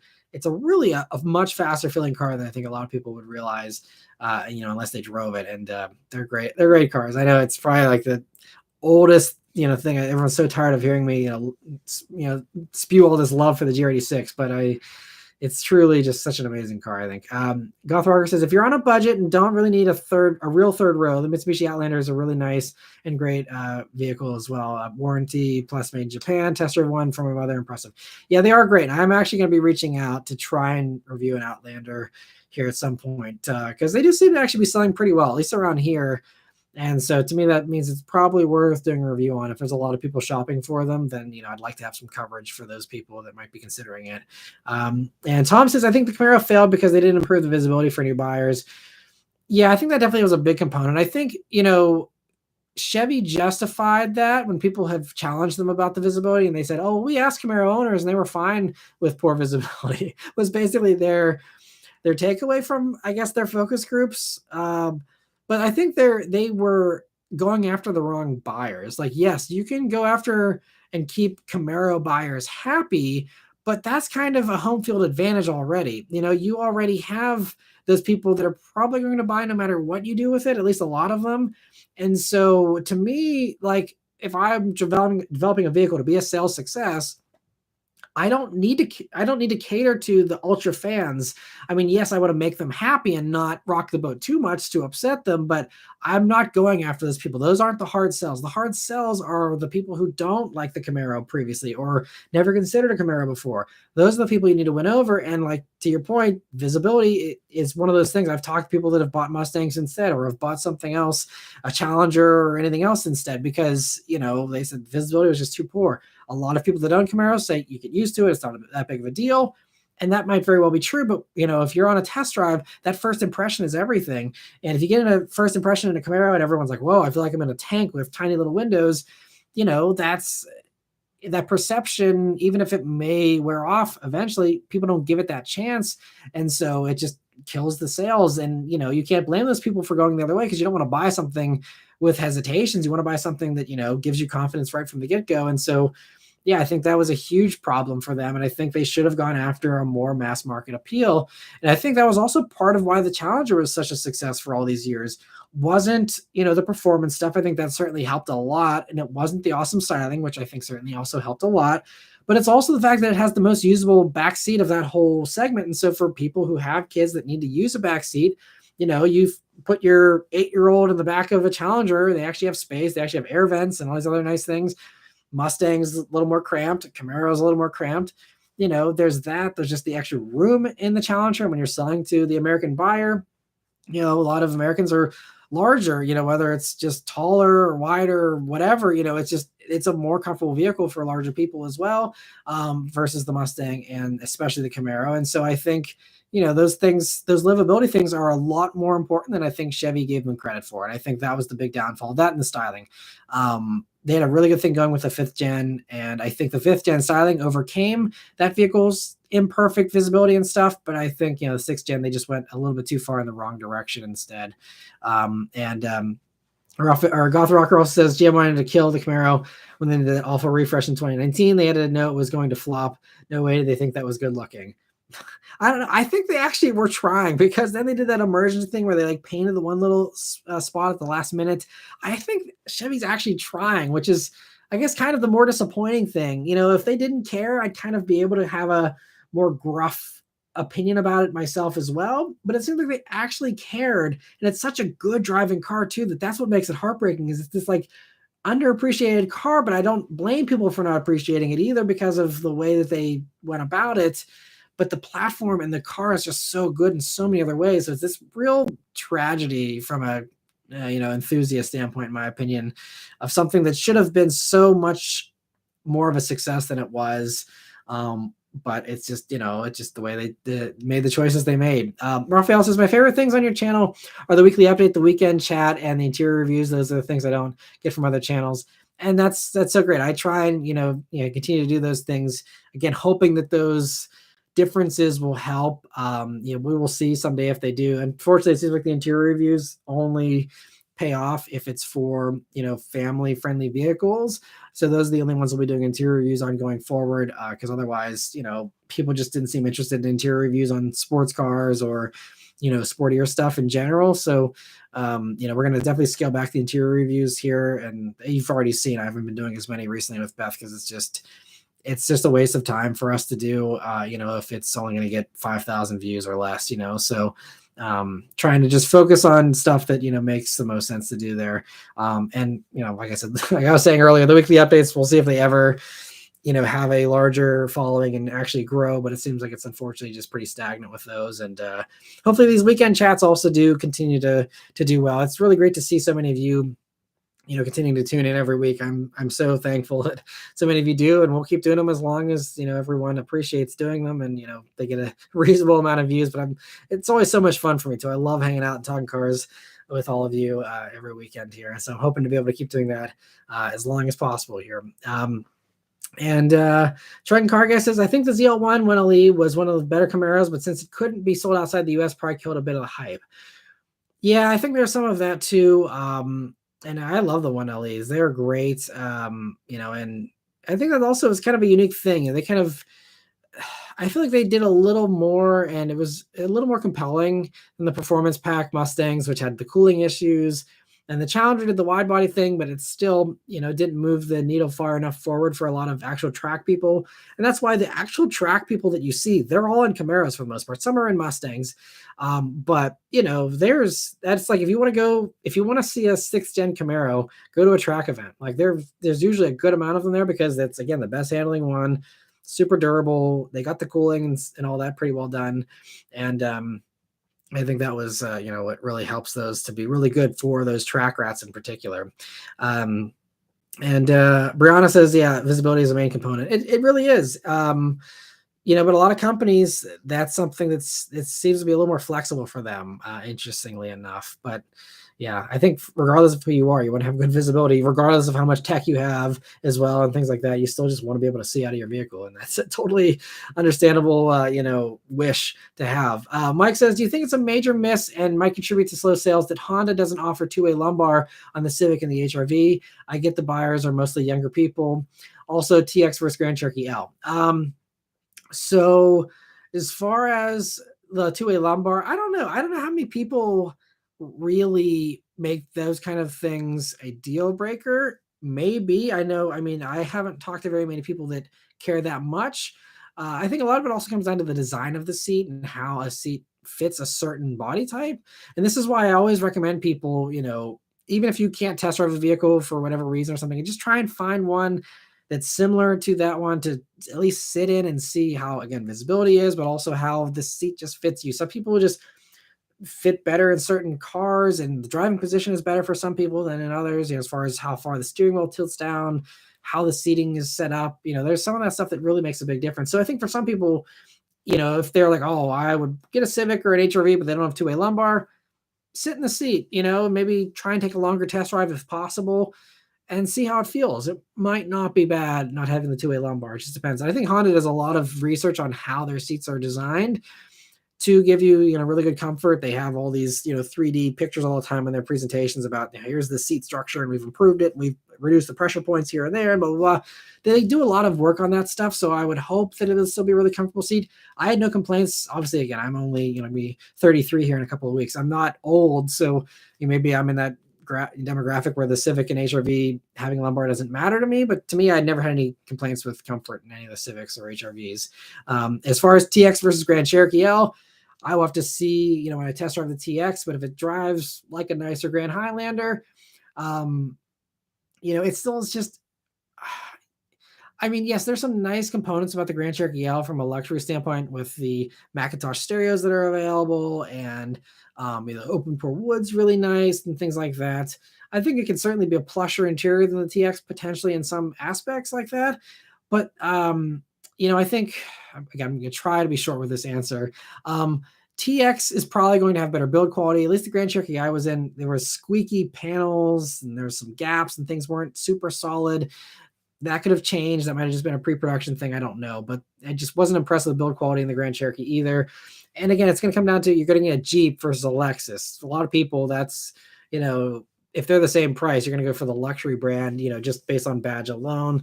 And again, Grand Cherokee, I struggle to find a justification for Grand Cherokee unless you're going to use the off-road capability or, they do tow a little more than some others. So if you're looking for higher towing, okay, maybe there too. Or you need the V8, although I think they quit offering the V8. I'm not sure, but they had the V8 at least for the first year or two there. I just, yeah, I find myself just, the Grand Cherokee, I just don't have a lot of love for it, unfortunately. It's a better handling vehicle now. It's, a cool platform and all that, but it just, to me, just didn't convince me with the solidness of it or the value still, regardless of what you compare it to, honestly. And Mike says, do you think that's something people might cross shop? Maybe because Jeep is kind of elevating themselves to a little bit of a luxury brand, but I think that at least for the first few years, everyone that's buying a TX is all the lifelong Lexus buyers that have wanted a 3-row Lexus but didn't want an LX or a GX, and the RXL didn't cut it for them a few years back. Those are the people, or even people that bought the RXL and are like, finally, I have more space. I think it's just going to be, I would be amazed if it was more than, I don't think it's going to be a high conquest rate for the first few years. I think you're going to see just like every Lexus fan is going to go buy that thing because they're finally able to get something with space for 3 rows. And I think that's going to be, maybe a few years from now, TX will be cross-shopped by some people, but I think a lot of people, it's going to be an easy sale for most of these Lexus sellers. Just it'll be, hey, look, it's got space, sold. That'll be the end of it. And Ryan says, agree about Camaro. I bought a Mustang because of the Camaro visibility, and it's I like the look of the Mustang. Yeah. And I'm in that camp as well. I mean, obviously for me, I'm just a Mustang fan, so it was a bit of a bias for me going into it too. But I've heard that same thing you said, Ryan, from many other people as well. They like the Camaro, but the visibility just, and also the looks, especially when looks came out even in 2016, also kind of weren't the best for some people, and that kind of hurt the sales too. Challenger Chris says, Dodge just didn't refresh the styling of the Challenger, which worked. They stayed with what sold and they added to it. Definitely. And it worked out very well for them. So we'll see what they do with this new one though. And Ryan says the IROC was so cool and they've aged really well. I'd love to see new IROCs. I mean, that'd be so awesome. Raphael says the ZL1 is such a gorgeous car. I'd live with the visibility. I just can't afford one. Yeah, they're definitely pricey for sure. And but they're a lot of fun. If you ever can get a chance to test drive one, go for it, Raphael, because they're insane, especially the automatic ones. They're so fast. It's crazy. One of my craziest reactions still to date, I think. Goth Rocker says Ford has the magic with the Mustang. Even back in the 60s, the office secretary would have a 6-cylinder Mustang. Muscle car guys had the 8-cylinder. Camaro was not marketed right, plus the 2019 refresh. Yeah, I agree. Jeremy says, hey, Matt, I rode my buddy's Elantra N on track, and it's an amazing car. Not much slower than the Type R on track, but the aftermarket support is so bad compared to the JDM cars. What's your take on it? I have not looked into the aftermarket support, so I can't comment on that. As far as, the comparisons of the Type R, it's, I think the thing about the Elantra N that I like is that, the adaptive suspension, I think it's a little softer than the Type R, at least as far as the current, new gen Type Rs. I think the previous gen was a little softer in its comfort mode, especially after the refresh in 2020. But I think Elantra N, what I love about that is the exhaust sound, which you don't have in the Type R. And if you do want an exhaust sound, unless you want to do some type of aftermarket thing with a button or something, there's no active exhaust. You just have to go for like a loud, drony exhaust on a Type R instead, if you actually want to hear it. Versus Elantra N, you have it as quiet or as loud as you want. And not only is it just a volume thing, but it crackles and pops and just sounds so good. They sound so awesome. And the adjustments of you could have the interior sound piping in fun stuff if you want, or you can turn it off if you want. There's just more personalization to me in the Elantra N from the factory baked in, I think makes up for some of the lack of aftermarket stuff. If there is a lack there, and I can certainly understand that because it's a shorter lifespan. They haven't had those around for as long as all the JDM stuff. And, so there's less companies that have been supporting those things, like all these Honda companies have been doing stuff for the past, 30, 40 years, whatever, so I think that's understandable, but I think it comes down to how much aftermarket support you really want or need. I think for someone like myself who doesn't modify stuff a bunch, I would probably go Elantra N over Type R if they were, especially for the price savings with the Elantra N. That really, it's so much cheaper than a Type R. And I'd say compared to the new Type R, in my opinion, again, just my take, Elantra N is probably 90 to 95% of the fun of the Type R. Handling is certainly not there on track like what it is on Type R. So if you are someone who's turning laps, Type R is going to be the better choice, I think, still.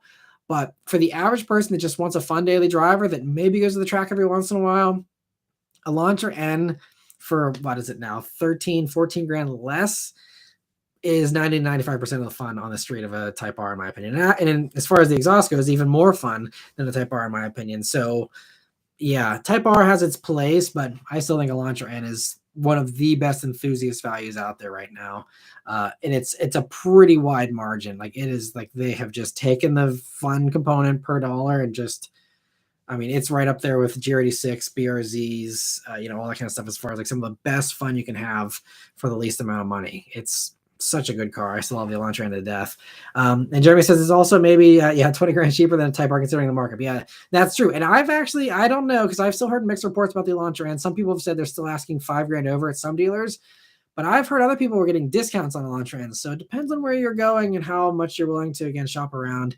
But I think you probably get a better deal on an Elantra N as well. So that's another thing. Not only is it cheaper to start, but also potentially cheaper after you're done with the dealer too. So yeah, I love the Elantra N still. And says the Korean PDK is really good as well. Yeah, that dual clutch is really good in that car. I mean, I don't know again about longevity, because again, that similar dual clutch is having some issues in the Santa Cruz and the Sorrento. Hopefully they're solid for the end version, the Elantra. Maybe they've done some extra reinforcements in that to make it better. I don't know. That'd be my only hesitation with that, but it's great to again have that dual clutch option there. Again, for people, Honda won't offer it, even in the Integra, but Hyundai will, and that's really smart of them, I think, and I really respect them for giving people those choices, whether it's with the active exhaust or with the transmissions or whatever. I think it's great. So yeah, a lot of love for the Elantra. Brianna says, Lexus offers a TX. How does that fit in with the LX?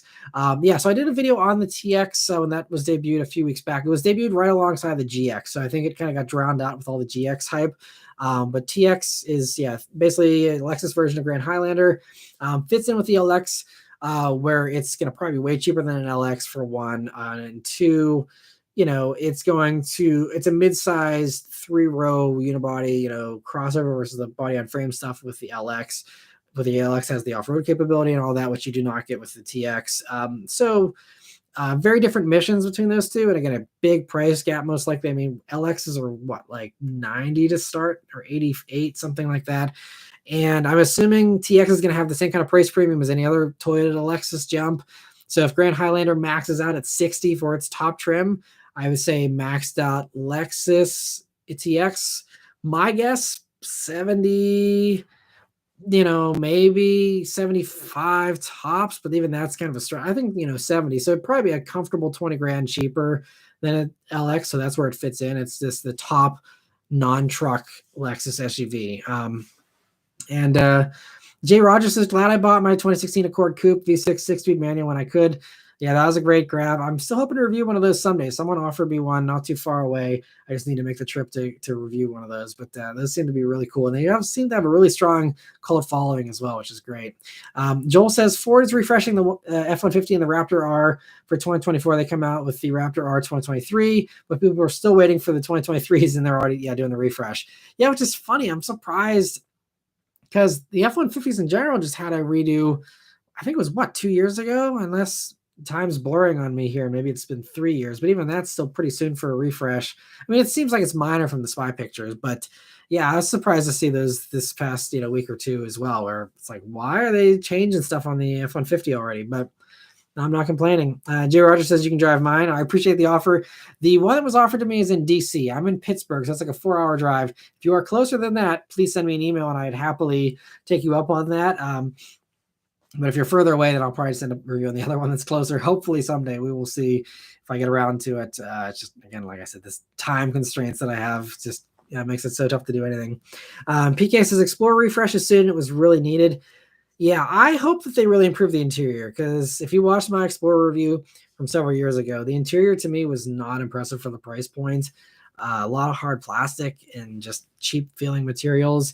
So hopefully they improve that. I saw the spy shots of it like undisguised running around Detroit for the refresh there. And it looks like a nice change on the outside too. But we will see what they do with the inside there. And hopefully it's a little more plush, or just has plastics that don't cut you. I literally like almost cut myself on the center armrest cubby, like putting my hand down in there. There's like a divider and it was so sharp that actually like scratched me. It was like, why is this in a production vehicle? It was just like really cheap plastic. It was kind of surprising. And that one, I was an Explorer ST. It was like 50 grand or even more than that. And like, who's buying 50 grand Explorers with plastics out of a $20,000 Econobox? It just seems strange. But they sell a lot of them. So clearly I'm in the minority and people don't care that much, which is also, it's always important to keep that perspective for myself as a reviewer, because sometimes it is an echo chamber, and a lot of us reviewers all kind of have the same feelings, but then we see the sales, and the sales are clearly opposite of what a lot of us expect sometimes, and that's one of those prime cases.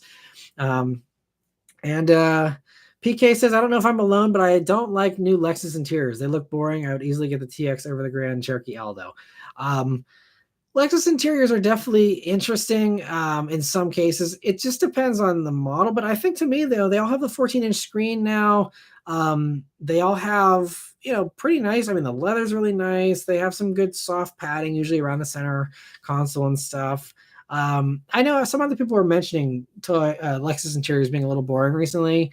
And I mean, they don't do as crazy of like the ambient lighting as some others do. And there's a little less of the wow factor. I could certainly see that, but to me, they seem really nice still. And yeah, I don't know. I mean, it's again, it could have more visual excitement, but I think if you sit in one, it feels expensive, it smells expensive, and is really usable. Personally, there are a few things I don't like still. I don't like how head-up information, or how much it depends on the head-up display for changing some of the stuff in the gauge cluster. And there's a few things that I don't love about those interiors, and we've talked about them in the Beth and I in the NX and RX interior reviews, and I think one or two others. So I mean, yeah, we talk about some of our complaints with those interiors, but I don't know. To me, they're not too bad, but I'd be curious to see what some of you others think out there as well. And Trenton Car Guy says, we're at 2 minutes, or 2 hours I saw. So last comment here, Trenton Car Guy says, hopefully it helps the cops out too.